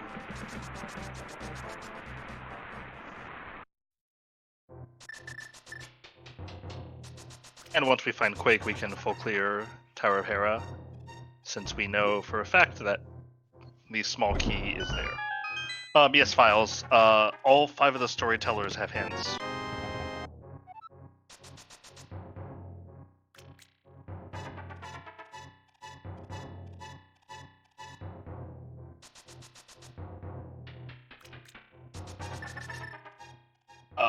You're misreading it, Malagord. The doors are a way of saying they haven't stumbled onto the entrance of the dungeon yet. It's actually, like, super new. This is I believe, the first race we've seen this tracker layout used.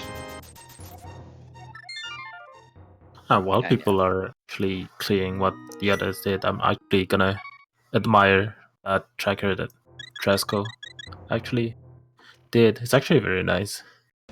Yeah, it looks pretty nice. I like it.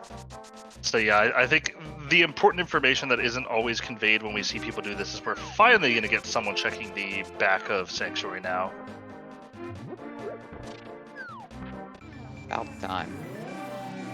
Goodness. It's been kind of an elephant in the room for the majority of the race now. I don't know if I feel like there's necessarily anything there, given how late in logic that mirror was. I'm pretty sure AA did that check earlier as well. You. Did he check this earlier? Okay, yeah, you're right. He has the mushroom, so he must have checked it earlier. I guess we're blind. As always, the tracker's doing a better job of paying attention to the seed than the comms. Yeah, and we're too busy talking about it while having no idea what we're talking about. Nobody has Moldor 1 marked as beat, Malagord. Korek and Violet Pumpkin have it marked as they don't know where it is, which is what the door is.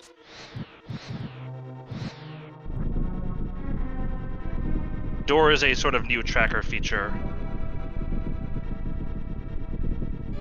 Since one of the things I think that doesn't get captured by most trackers when we're following cross keys is the information of what entrances have people found that they need to.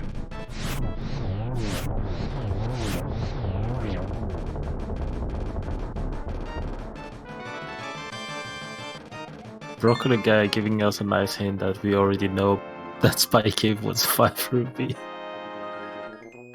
And Korek picks up the Ice Palace big key and has not yet been in Ice Palace, so that works out quite nicely for him. Oh, he was in Ice Palace, but he died. Oh yeah, he was in Cold Stare, right. So if he finds Quake in that chest, he may feel very happy for that cold stare death. Right? Yeah, he may go back for that now. Oh. He found Sahashala and the big key of Tease Down. In Bonk Rocks. Well, those boots are suddenly pretty nice. Yup. Very, very required. So we're only looking for the Quake medallion at this point. And Cool Papa, you're correct. This is the very first time this tracker has been used. Yeah. Korek cooked this up specifically for this tournament. We had a lot of time sort of talking through how can we convey this information. I think this is a really cool visual layout of doing it. Yeah, it looks pretty nice.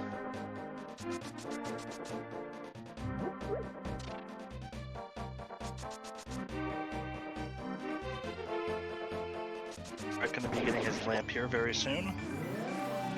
That matters much at all with the tools that people are sitting on, but I guess it's nice to have it for being the torch glitch against Ganon at least.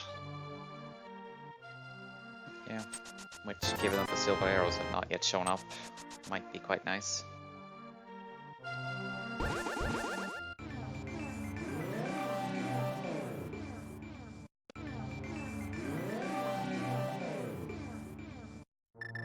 The only thing we are missing is that Quake that will get people the entrance to Tower of Hera. So we will see the very unusual Go Mode Tower of Hera. That was a nice hint knowing that the small key in Tower of Hera, by the way. Very useful. I'll say it ends up not being overly useful in this seed, but it's a very nice peace of mind hint that lets you say, oh, I found Hera, I'm going to go right away.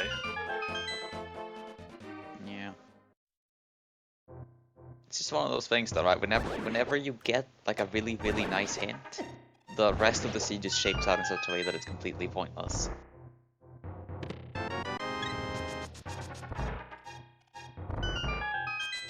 For over 2 hours, everybody make sure you take that drink of water.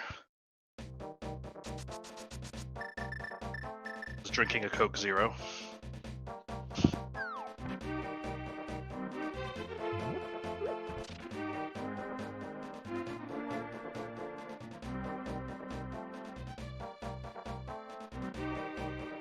Actually pretty surprised to see it have taken this long for people to check mock rock entrances. I'm Especially pretty with sure Sir they Hoslo. did. Oh, no, Pretty no, sure no, they did. It took longer than I would have expected. Especially given Sir Hoslo sitting out there as a pretty bountiful source of items still. Also, I'm pretty sure it did. Eastern is in a very, very bad spot.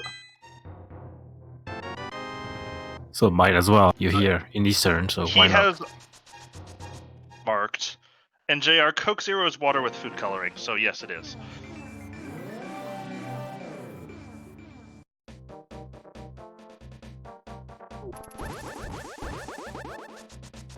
It's a good time to shout out to our trackers at this point who very, very tough job in cross keys because there's a lot going on. Yeah.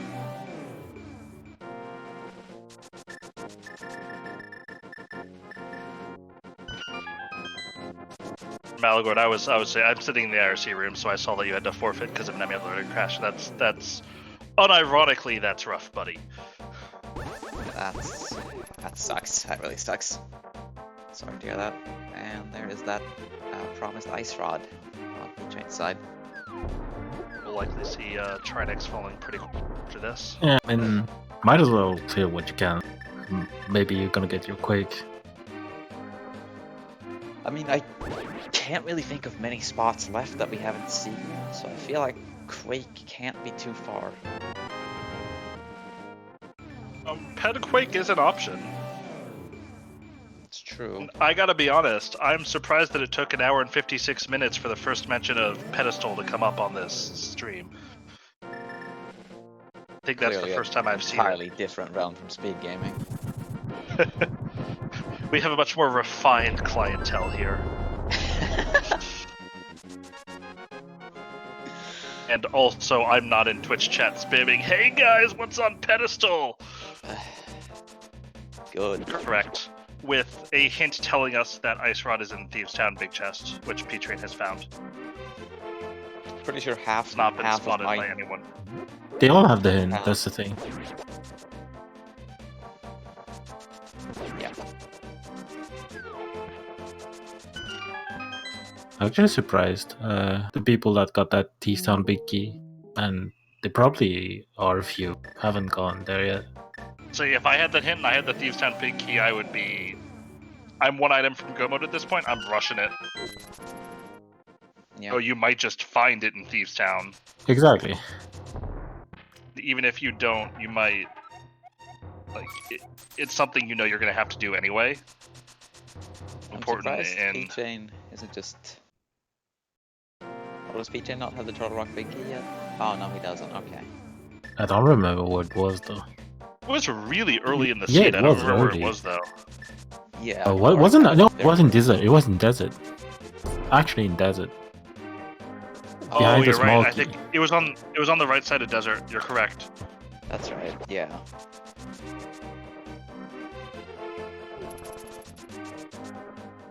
Yeah, Files. I think a lot of us who have played this for a while are all of the opinion that ped seeds aren't actually particularly interesting seeds. There are so many more ways to make seeds feel really bad than having something on pedestal. Pedestal seeds actually tend to be pretty straightforward and linear. Yeah, they take a while, but they're usually pretty straightforward. We're going in here. If you want a really At bad least seed, start 4. forcing, like, Turtle Rock triple dips or something. Or a small key in for desert that hides an eastern big key. Look, I don't want to talk about that scene, okay? Oh, The that small was so... key you see in like 5 minutes into the scene was actually your Gomod item to get the Eastern big key. That one is actually pretty nice. That scene was funny. That's a funny scene. And there's that Desert Palace small key.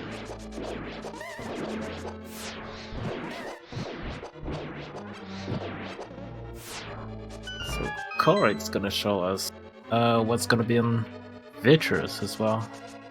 After he's cleared everything, because I would be very surprised to not see him do the entire shit coming up. You're kind of at the point where you have so little left, there's no reason to skip. I mean, it's Green Planet as well, so might as well.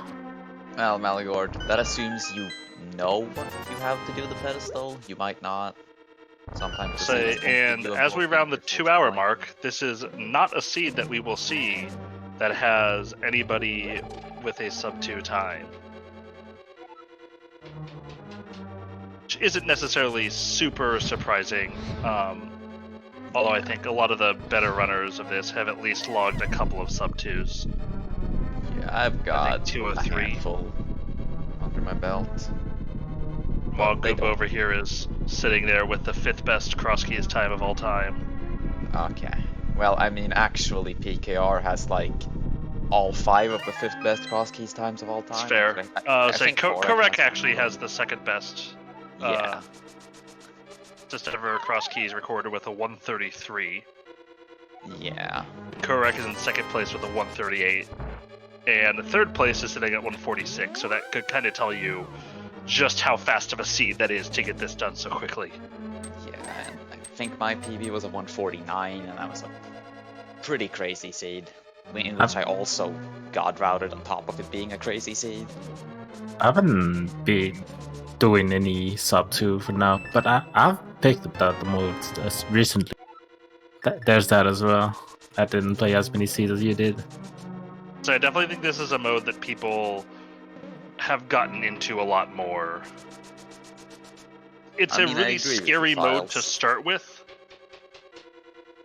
but once you kind of get into it, it's a really, really fun way to play.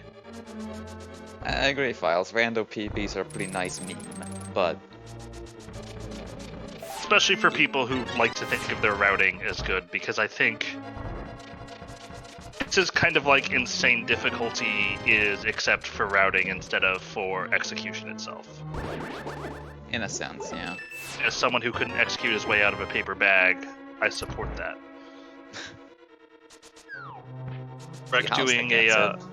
Korek doing a pretty neat little thing here that you'll see. Saving the last chest to Misery Mire, and we'll hookshot over to it. Yeah, it's something you could see a lot during that tourney. Like, I tend to use that a lot as well, if I can full gear Mire. Yeah, there's a lot of... Routing Misery Mire in Keysanity is drastically different from routing it in not Keysanity.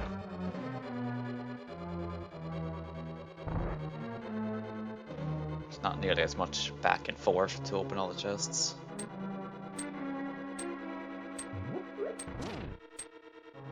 No, B-Train fails the hammering up. Unfortunate. So I believe we're gonna see 2 chests we haven't seen so far. That is the Ice Palace Big Chest and Vitreous. I mean, at least for P-Train, the big key of Pod isn't sitting there in the Dark Maze, so he won't get too punished by that failure. Oh my jeez. Oh. Alison, please. I'm gonna have to ask that you stop bullying.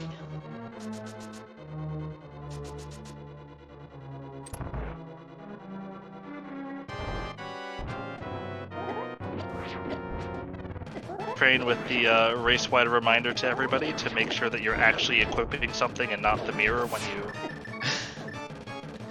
Yeah, accidentally mirroring is probably the worst feeling.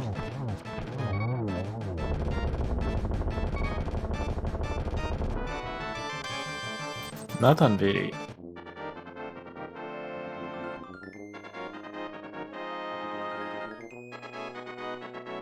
I mean, you're right, Scary. They're blue. But what if I'm colorblind? Great point, Goomba. Thank you. You're welcome. That's why I'm here. For this insightful commentary.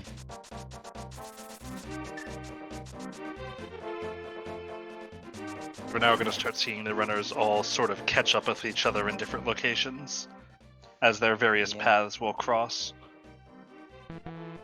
Rick here about to pick up his ice rod, but does not have his Totoroc big key as well. So no Quake in the big chest of Ice Palace, which is nice for all two runners that actually cleared it in P-Train that actually cleared it already. Although, if they don't find Quake soon, there's a pretty good chance they're going to come back here looking for it anyway. First with that awful shield. So at this point, I actually only see Saha having it or Pedestal. Say Pedestal is definitely in play. Saha's in play. I don't know if we're missing any other like single item entrances or things like that. Be surprised if we aren't missing some. I can't really think of much we haven't seen. Has anyone checked Graveyard Ledge yet? That's the one thing I can think of. Has anyone been there? I'm pretty sure AA went there before going to Saha. Like he went through the Dark Wall to check it. Then I think it's the Pedestal or Sahasrara. I think that might be it. Sahasrara? Because P-Train just checked Ped. No, we haven't seen Trinex yet. Could be Trinex. Oh, that's true. That's true. Because nobody has both the big key and the ice rod yet.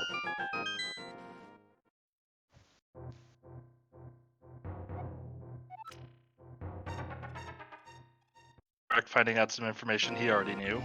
The big gift called Woods as well, I guess, in the big chest. Is that something? Did the first person check the mushroom turn-in? I don't remember if anyone else, if AA did it. Maybe. I don't remember seeing AA do it, but I also don't remember a lot of things because I'm stupid, so who knows. And Potion Shop is not in a bad spot. It's like the Dark Hole near the point number 5 of Flute. Yeah, that is not a bad spot. And Saha has... well, that's not Quake. I guess some Trinex. It's Trinex, yeah. I think it has to be Trinex at this point. I think that's the only location we haven't seen. I guess at this point we're just waiting for somebody to revisit Desert for those last 2 items.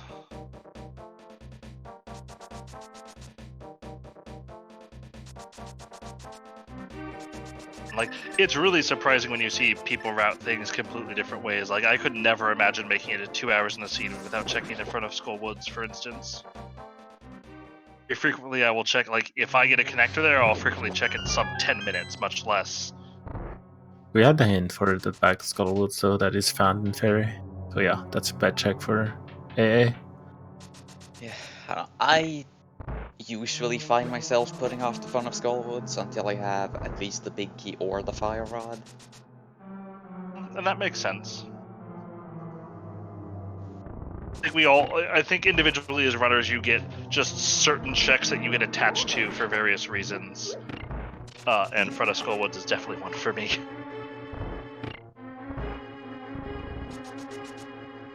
Personally, I'm much too fond of the current jump in entrance and the routing it implies. Shout out to Kern for one of the biggest sequence breaks that's been found in a long time. I mean, I usually do like Kern jump into fake flippers to the Dark Shopping Mall and then fake flipper back to the pod area. If I have a glove.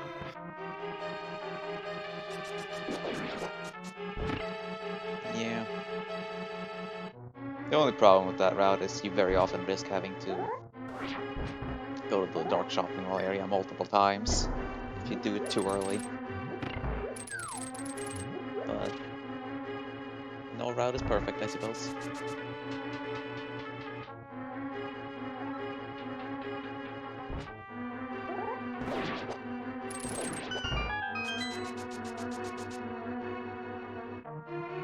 I think I see Korek is sitting there with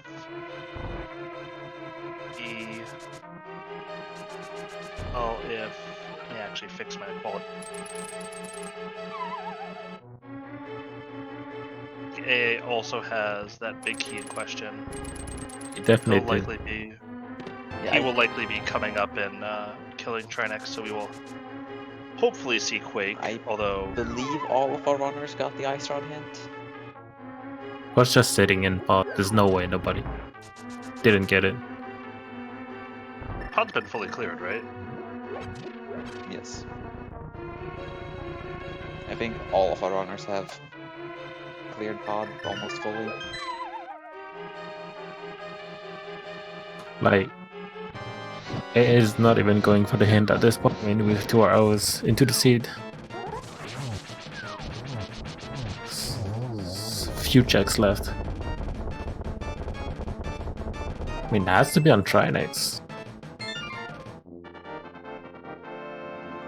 Next may be the last spot we haven't seen in the game. Yeah, I believe Trinex is the only available location we have not seen. I could be mistaken, but I can't think of anything else. Likely see AA come through and kill Blind here and pick up the Ice Rod. And I suspect Korok will probably follow him into Thieves' Den momentarily. Now that he's cleaned out Ice Palace.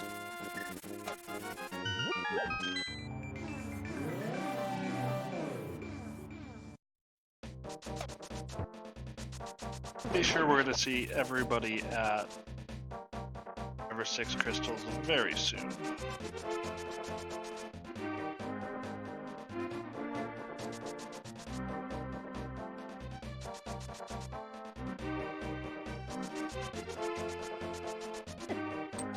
Violet finally getting that hint about Tower of Hera.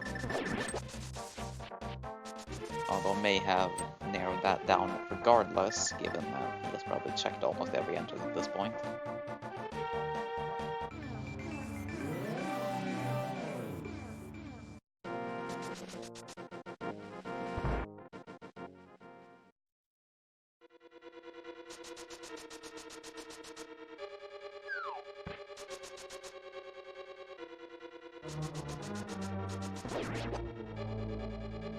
Korek had to feel good going back to Ice Palace there with all the equipment he has now.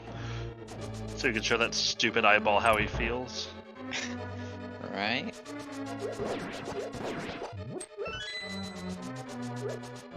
There are bosses I will die to and immediately charge right back and kill, and unless it's my last location, Cold Stare is not one of them. Yeah, if I die to Cold Stare, I'm out of there. I'll come back later.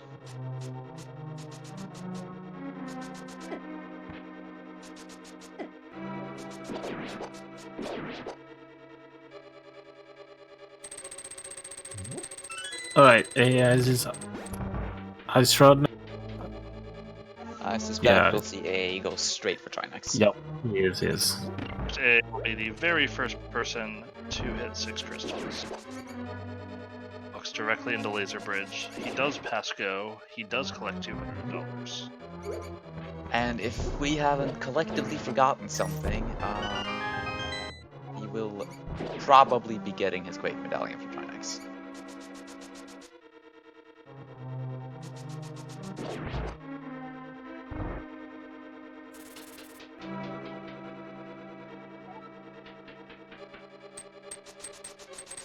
On the race room, we still do not have a finisher in this race yet. Which, given the kind of nastiness of the seed, I'm not shocked by. Yeah, this See one the is next one kind coming of... in the next few minutes. Yeah.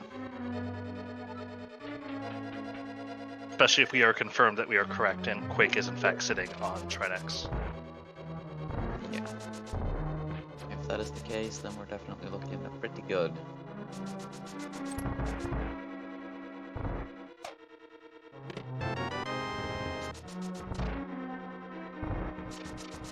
Oop. It is not Quake. It is a one-off item somewhere that has been abandoned. We've seen Can't- Bonk Rocks? I don't remember. I can't remember. Have we seen the second chest in Castle Tower? Yes, we have. It was a small key to somewhere. pod. Meyer, Pod. maybe. To pod. Okay. Okay. Swamp big chest. Well, Swamp big chest. yeah, that's it. That's it. Swamp big This chest. That's probably where it is. Which, as noted at the time, was literally locked behind completing Swamp, or at least going into the back of Swamp Palace. Yes, that is correct. That is likely where it is. Probably gonna take a while for our runners to go back for that, though. That is some very nasty seed, though. I'll say at this point now, it's who decides to make that play first, I think. AA might Now going for right side GT, it looks like. AA picked up the Eastern Big Key. May go back for those checks. Elliot finally using the scummed key. Has to be sweating a little bit because they haven't used the Castle Tower key.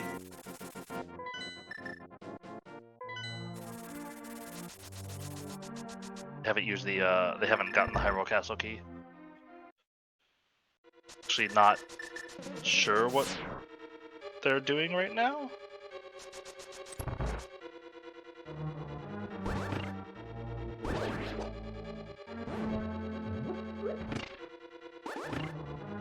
Scary the Desert right side has been seen. That's where the Turtle Rock Big Key is.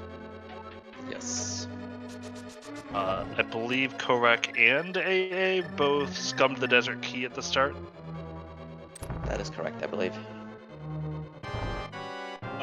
Artie Walsh, you can't be on PED, but a quarter of your heart can.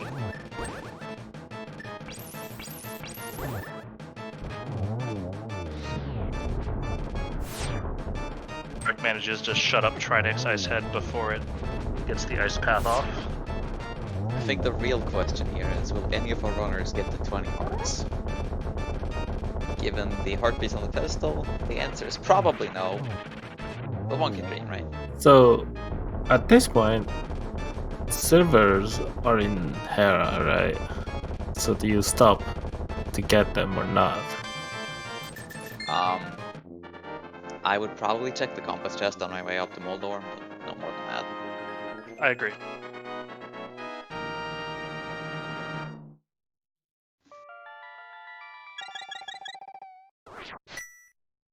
Well, I hope you're happy. You almost just made me shoot coke out of my nose.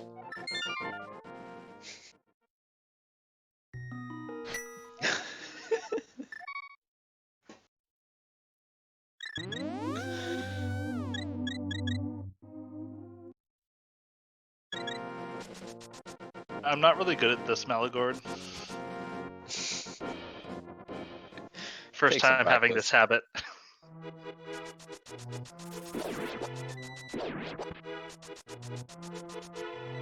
He's gonna see if he can one-cycle the Red Igor room. A feat literally everybody except for me can pull off. I screwed it up earlier today in my NMJ run. It was pretty good. I believe I said something along the lines of Fields Allison, man. I 100% believe that you said that. And Korek's pulling Ped, he's going for the 20 heart dream. Augers. It is not his Quake, as we of course already knew. But he might get that 20 heart dream. It might happen. He's got some catching up to, though. The real winner of the race, potentially. Sitting at 18, everyone else is 19. I mean, there might be a piece in Hera. Yeah. Those It's silvers the real are question, a Goomba. small Forget key. silvers. Would you go in to look? As someone who has once wasted like a full minute while in go mode with 7 crystals to go pick up my final heart container before killing Ganon, no. Alright, and we now have both AA and Korek. That Swamp Palace big chest. Korek having maybe a, 5-second advantage here. And there it is. And at 2:19 in 10 seconds and 2:19 in 12 seconds, so that answers that question of 2 seconds, both Korek and Amazing Amphros hit go mode. Both We with- actually have a race here. Yeah, they are very, very close.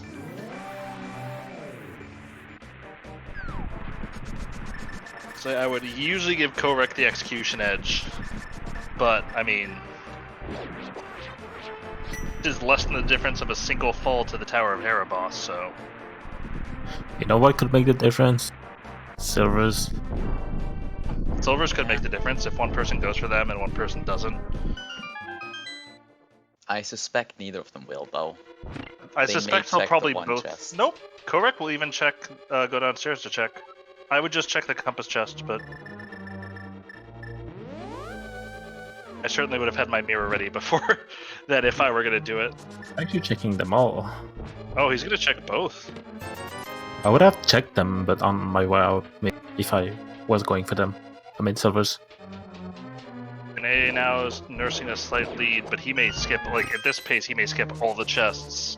I would definitely check compass chest. Yeah. I would too, but I wouldn't be surprised to see AA skip compass at the same time. I don't know. It's like the waterfall chest in Swamp Palace. Oh, that's the small key. It takes no You know what time. chest I would not check? Yeah, that one. He's checking the big chest as well. That might just be in the basement.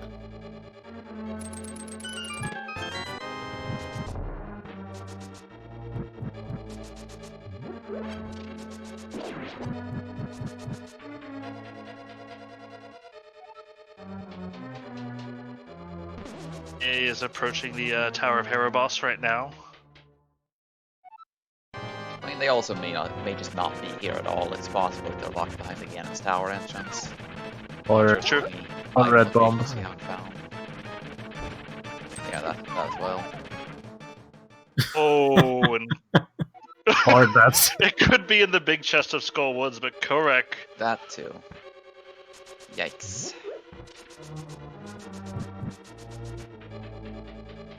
hilarious.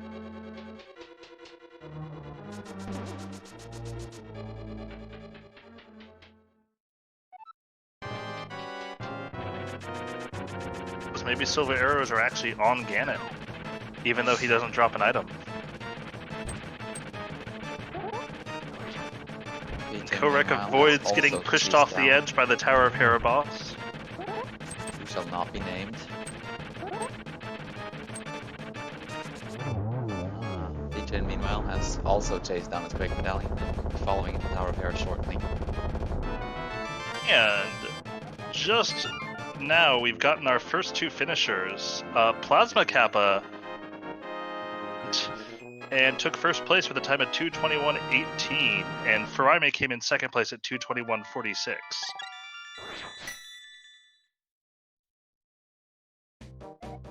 A is looking to take third place here. We are having a pretty good guess on what and Act both having a pretty good guess on what Plasma Kappa's common is going to be.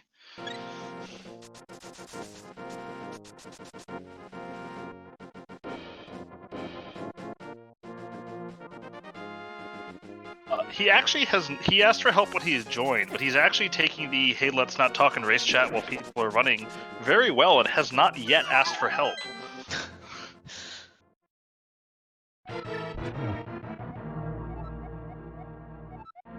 Alone in a cave. Okay, so it is locked behind either the Ganon's tower entrance or Pyramid Fairy entrance. That does also mean that we did have something we hadn't checked, although we may not have had any entrances we hadn't checked. There's a last entrance we haven't checked, which is Turtle Rock. Yep. Oh, I guess it could be that as well.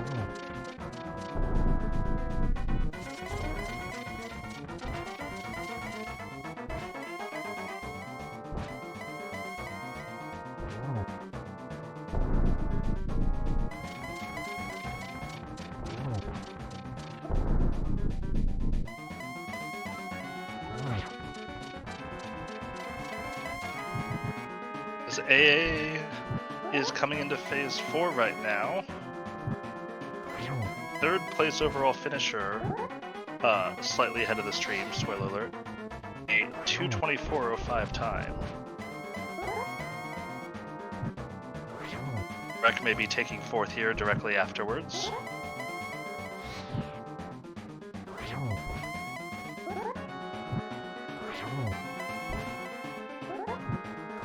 P-Train is on the Ganon fight as well.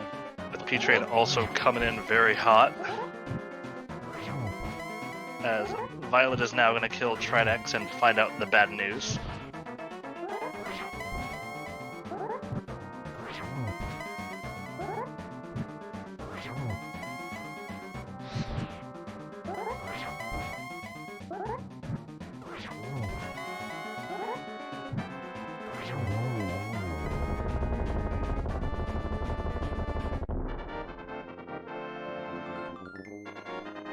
Rek is going to turn in a fourth place time with an SRL time of 2:24:51. Did you get your GGs in chat also?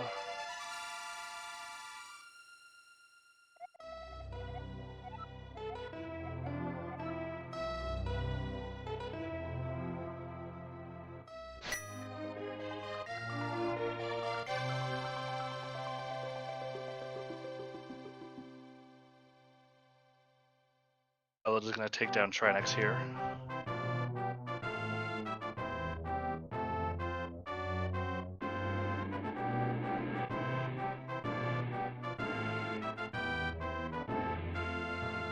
The spoiler comes for you that successfully takes down Trinex and captures fifth place. So we had the third, fourth, and fifth finishers all come in with about 40 seconds of each other.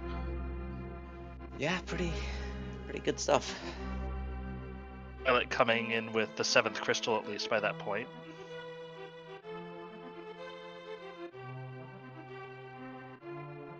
We're going to ask the runners to see if any of them are interested in coming on for an interview. Some of them will say yes. We'll see. Yeah, Plasma Kappa took first place, and I believe Firame took second. Is that correct? Yeah, Correct. Firame took second.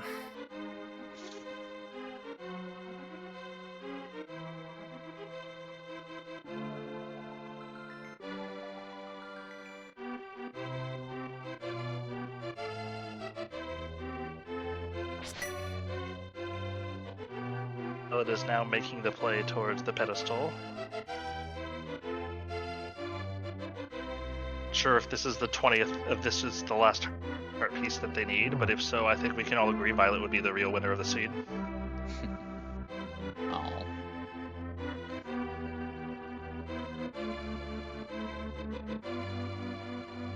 Gerdo, Firame might have been restreamed if he hadn't joined like 3 minutes before the race started. There is that. Yeah, actually, It, yeah, we were actually considering Firame, but he joined late to the race.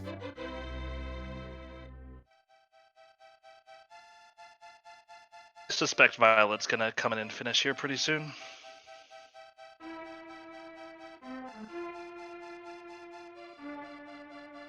Once he tracks down that quick medallion.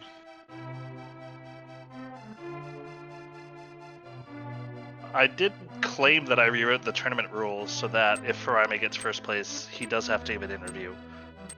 I will let you guys all in on a little secret that I didn't actually rewrite the rules, but you know.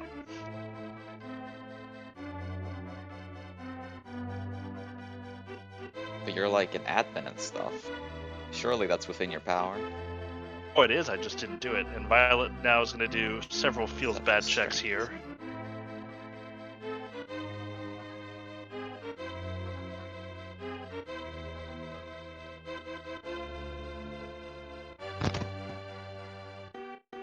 We are now joined here by P-Train. P-Train, GG, man. GG, appreciate it. GG's.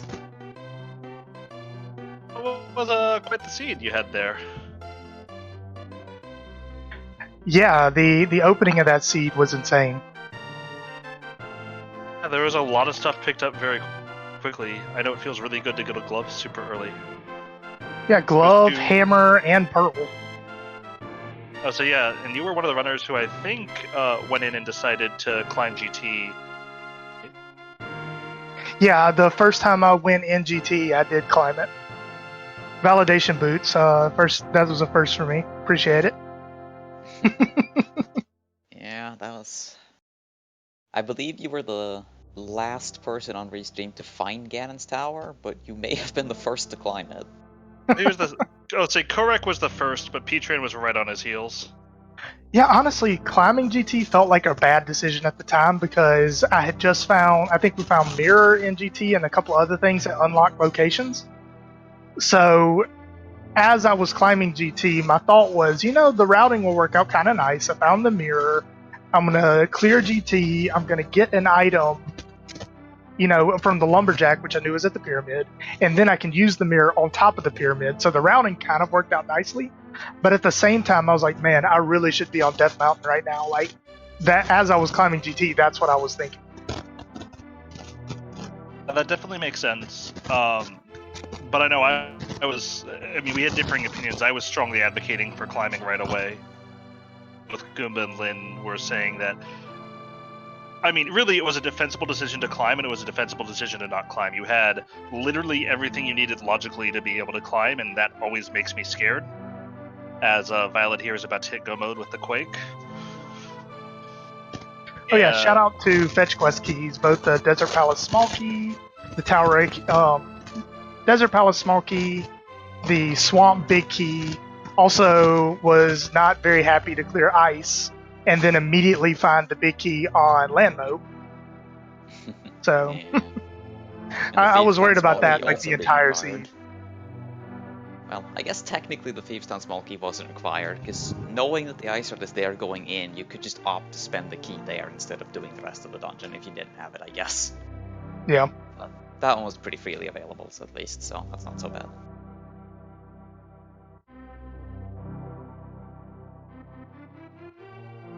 Of our 6th place finisher coming in and 7th place. Oh, we had 3 people finish within 17 seconds of each other. Recidador finished with a 2:31.11 in 6th place. Sir Linkalot 777 finished with a 2:31.26, and SAGTG finished with a 2:31.28. And this is, I mean, these are nice times of the season. I think we're now joined by Amazing Ampharos. Yes, Hey, I'm here. GG, Amazing Ampharos. GG. Thanks. Yeah, not writing down Ice Palace's location was a rookie mistake. Probably cost me first overall. That's a pretty rough blow. So I was surprised that you took as long to get in there as you did, but that would make it make a lot more sense. Yeah, I had some hope because I was close to go mode and I didn't know what the last pendant was. I'm like, maybe ice is empty and the blue pendant, and that'd just be perfect. And that's not how that went. Not quite. Well, it went half that way. It was empty. I'll say you got one of the two. Yeah, and the other thing, combing the world, like the reason I didn't chase that ice rod hint immediately was because I was hoping to not fight blind, and I wanted to see, do I need Quake to find Hera?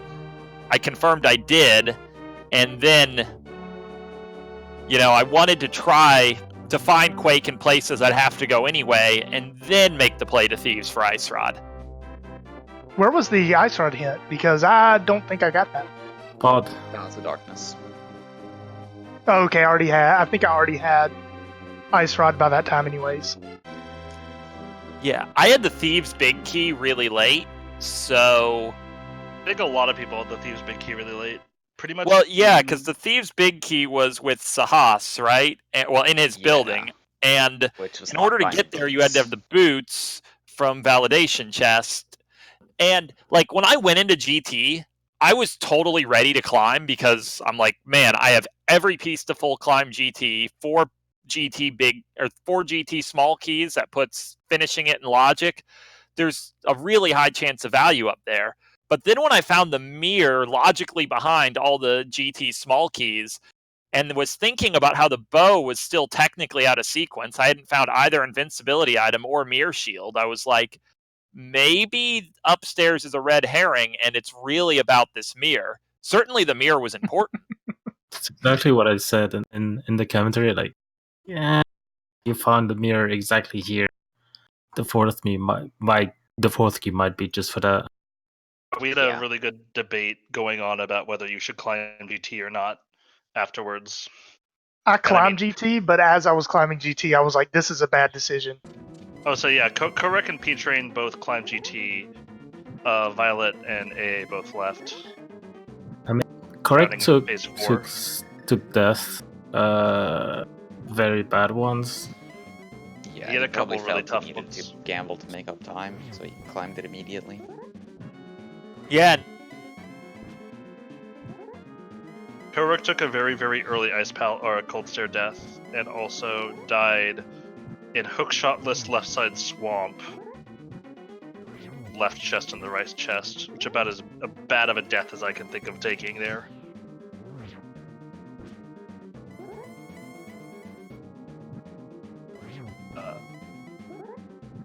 That accidentally trigger the stun to Ganon.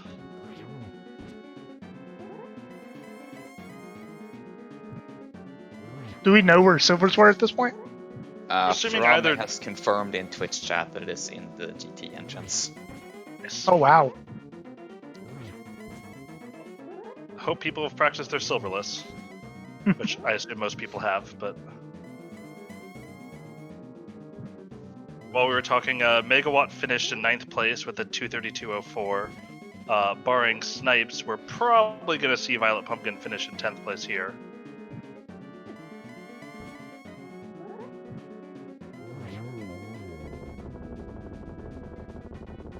$235.43 that the tracker is so rudely spoiling for everybody. Come in 10th place in 235.43. With Dataplet just nipping on his heels at 235.51. Those are actually very nice times for a very bad seed like this. Yeah, the seed... I mean, it wasn't that bad, I guess, but the Quake location plus the required GT climb definitely make it slower than most. So... does anyone who was in the IRC remember how before it started, Dr. Bob dropped because storms were rolling into wherever he lives?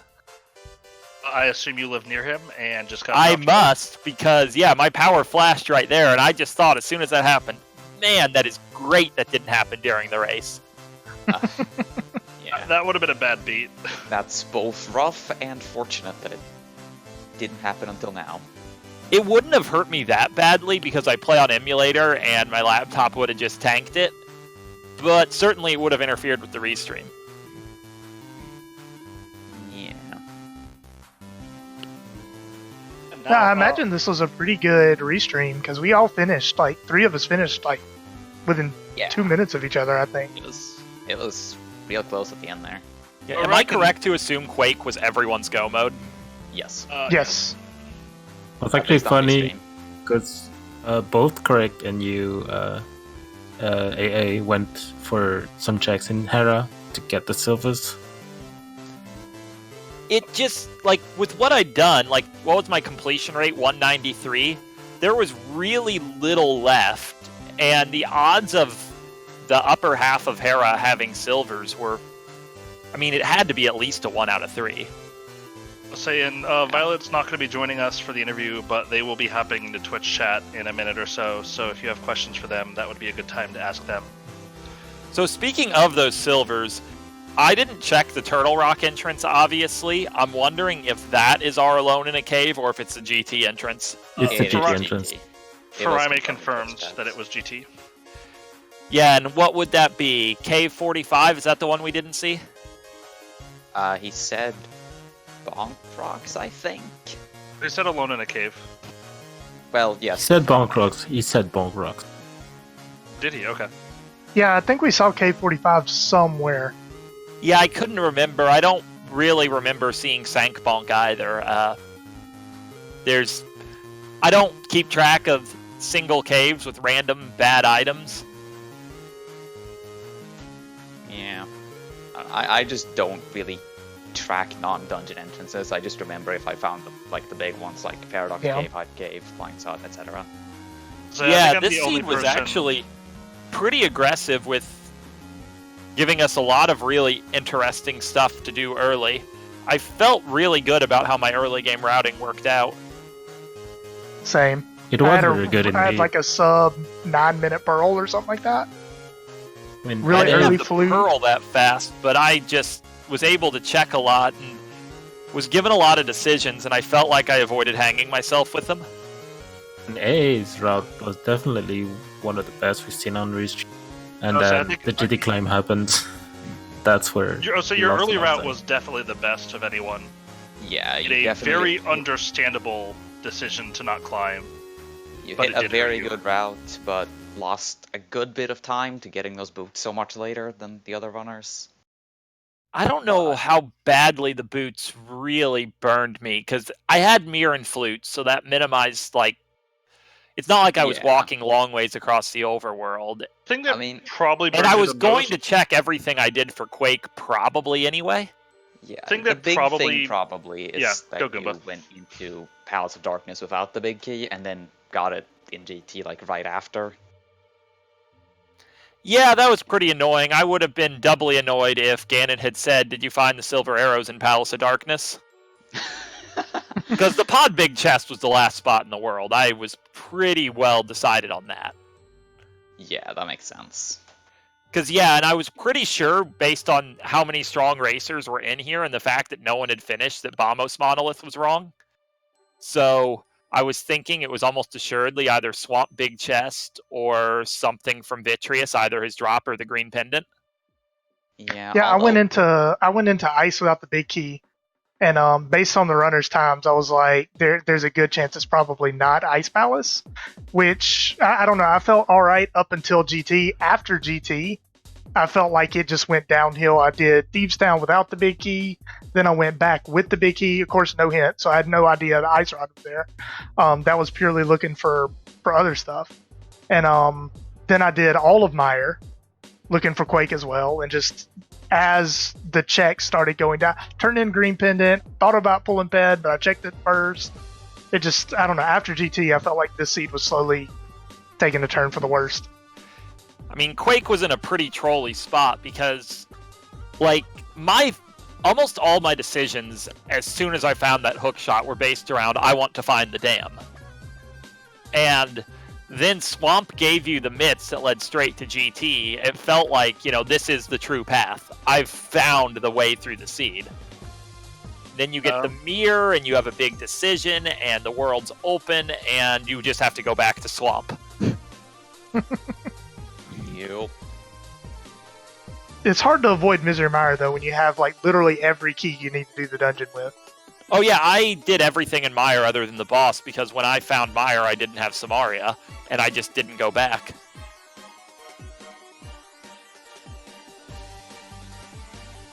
Yeah. When I found Maria the first time, I don't think I had access to it. I was missing both boots and hookshot at that point.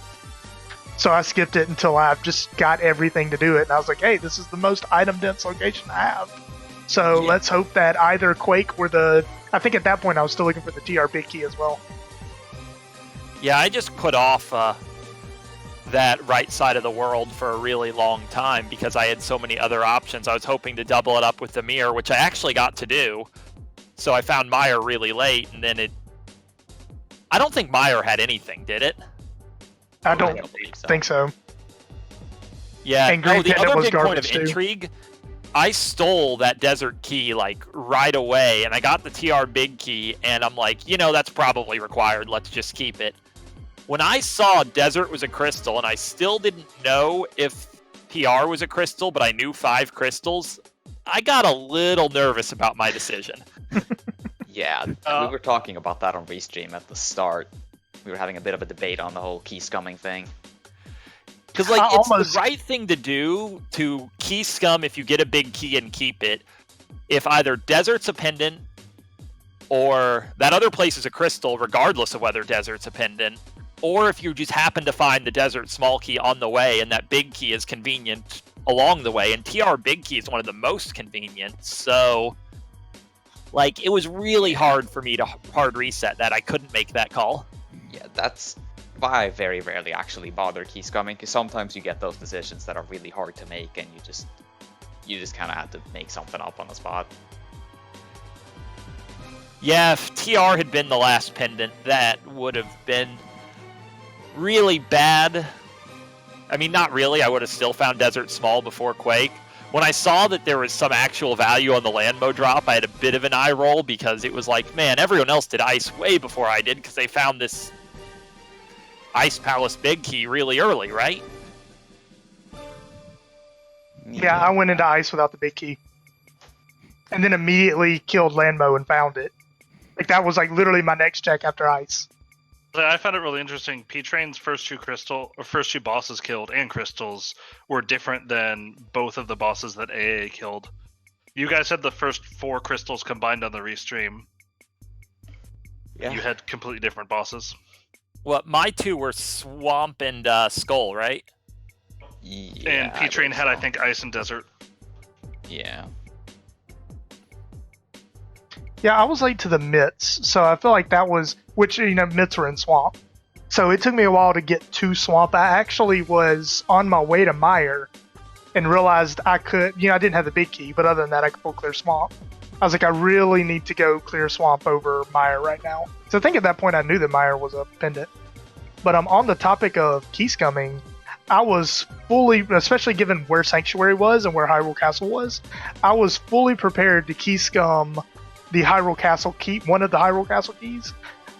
First 2 tests were garbage, and then I got to the last chest in Escape, and that was Fighter Sword. And I was like, do I really want this? And I was like, yeah, I'll keep it. So it's kind of aggravated at that one. And then I put off Dark Cross for basically I didn't go do Dark Cross until I had the Hyrule Castle small key. So, which luckily not a whole lot. I think only the mushroom was back there, but... Yeah, I didn't do anything in Hyrule Castle without the Hyrule Castle small key, and that sword was my gold sword. Yeah. Like, there was a point where I think every runner had Master Sword, and they all had a different combination of swords, because all 4 were known at that point. It's the beauty of cross keys.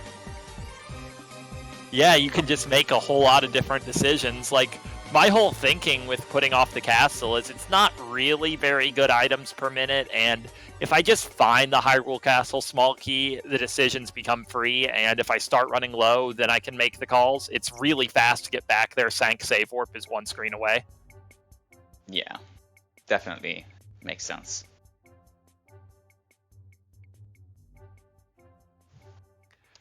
Yeah, so overall, how do you guys feel about the seed? How do you guys feel about how you did?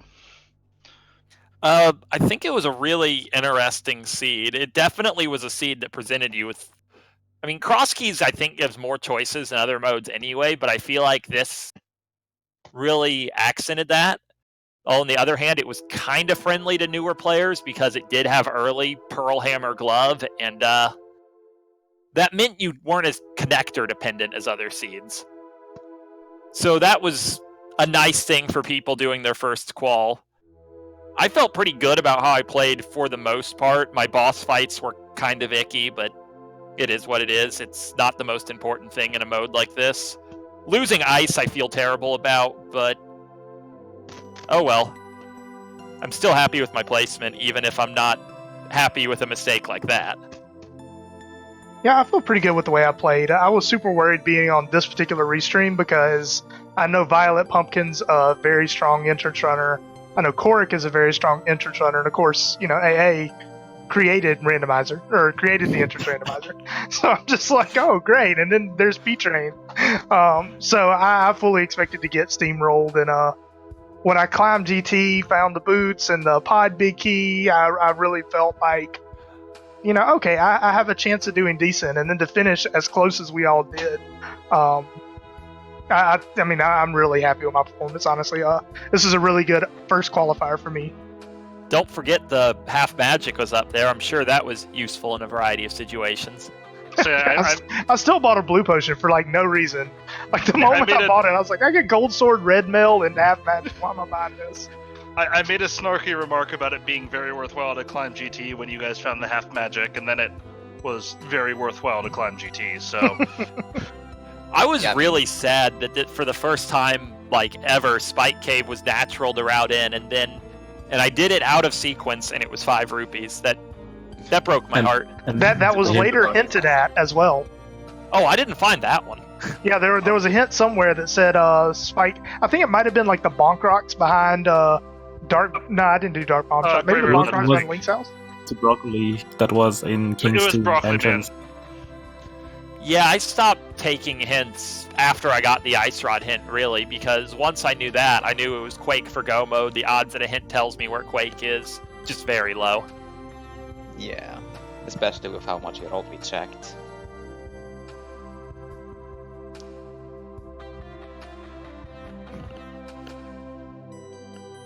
But yeah, that was good. I hope everyone enjoyed it. Sounds like we had a pretty exciting restream with some super close finishes playing completely different routes. I would say you and Korek hit go mode within 2 seconds of each other. Yeah, and I've already been told by a friend that he fell to Moldorm and got most of the time back because my Silverless Ganon sucked, but not all of it. He took a fall to the Bossa Tower of Hera, in the center pit even. Yeah, he also made some additional checks in Tower of Hera looking for the silver arrows. Yeah, I just checked the 3 going up. Did he check the 2 on the ground floor as well? It did. Yeah. It did. I mean, Checked not the everything basement except- for sure, but Yeah, he did everything except the big key chest. And I don't even fault him for that. It makes a lot of sense to try for them. I think we all said that we would probably check the compass chest and not anything else, but I think any chests except for the basement are defensible checks. Yeah, I great. went with Compass, Big Chest, and Moldorm. It felt like the right compromise. It's like, I'm obviously not doing the basement. Silvers don't even save time there. The other 2 are kind of walks. I have to do Crystal Switch Juggle, screen transitions. The Big Chest is, what, a 2-second check? especially with hookshot and boots, so it's like fine. 5 at most. I was just so hyped to be in go mode before anyone had got done. It didn't even occur to me to check for silvers. But even then, like, I knew that one of the chests in Hera had to be the small key to Hera. So Yeah. I didn't want to waste time checking anything. Yeah, it's actually funny how much that hint colored my perception of the value of Hera, like in the mid game. Like, it was less appealing to search for it because I knew there was a small key to Hera in it. Yeah. I think I got the hint for Hera before I actually found Hera. There was a hint somewhere that said that Hera was in the Meyer location. Oh, nice. Oh, that's lovely. I knew Quake was required because it was both medallion requirements and Hera wasn't anywhere else. There was a hint that said that Hera wasn't Meyer. So lucky for you that you went straight to Meyer to check, which I mean makes more sense than Yeah, I checking mean, Good Rock first. like, Turtle Rock wouldn't have been that bad to check because the connector up to the Death Mountain floating island was very convenient, but it's obviously slower than the Meyer check. There's just no way Yeah. around it. Definitely. comically stacked Meyer area though, with GT, Pod, and Hera all sitting right there. And back Almost of the as well. skull. Skull as well. Oh, good point. Yeah, 4 dungeons in that area. It was kind of insane. Well, I was getting nervous in general. Like, part of why I wanted to climb GT, I was pretty sure I was going to need boots and mirror to finish the seed just because I'd found so few dungeons when I entered the Meyer region. Like, I knew there were a lot of dungeons left to find, and I was going to need some more stuff. Yeah, that was one thing that kept me out of... Because I had access to Meyer pretty early. Like, I had the ability to full clear it. But at that point, like, I cleared GT... Yeah, I cleared GT before I found Pod. Like, because I just did GT and then went straight to the pyramid. So, and it actually took me a while to get back there. I think I did all the Death Mountain stuff before actually getting back and finding Pod. So that was one thing. Like, when I found Pod, I was like, oh man, if Go Mode's here, like, I'm screwed. Because it took me forever to get back there. The thing that kind of low-key saved me a lot of time was when I found Pod, I just got your 20 rupees on the left and just left and came back later with 5 keys instead of the 2 when I found it. If I'd tried to do everything I could in there with 2 keys, I mean, that would have been several more minutes. It would have cost me places, no question. I went in there with 3 keys, so I went straight to Helmasaur, then did the back, screwed up the hammer yump coming from the top, so went all the way back, and then tried to hammer yump with the mirror, So that didn't go so well. So I had to dash all the way back to the back of pod for garbage. And then I came back with 2 extra keys to do Harmless Hellway in the middle of the key chest. So pod cost me a lot of time to see. But yeah, I feel like we've discussed the seed kind of to death. Thanks a lot for the restream, the commentary, the tracking. It's really nice to have all this going, and I hope the viewership really enjoyed this race. I think it was a good one. I'm super excited for how our first qualifier. Thanks for putting on such a good show here. Real close race. So I think this is about the largest cross keys race I've ever seen, too. Yeah, for sure. Magic of tournaments. That's how it happens. But yeah, so just want to take a quick minute so everybody sort of understands how it works and what's coming up in the tournament. So the way that this works is that everybody is going to be scored based on their finish time relative to the top 3 finishers in the seed. Ooh.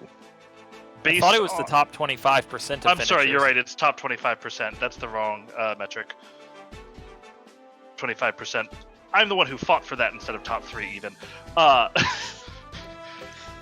yeah, nice. So based on those scores, we're going to see everybody will advance to the bracket play, which is a double elimination bracket. The next qualifier we have coming up is going to be tomorrow at 2 p.m. Eastern Time, which for those of you who aren't in Eastern Time is roughly 14 hours from now. Still open to join if anybody wants to join. I know this is a little bit of an intimidating mode, but it's a lot of fun once you get your feet wet in it, and hopefully everybody enjoyed this. Does anyone have any sort of last words they want to say? Yeah, everybody. I appreciate it. Nick P-Train said, see everybody, I appreciate it. But his mic was staticky. What I heard, approximately. Sorry. GG, everybody. I appreciate it. Okay.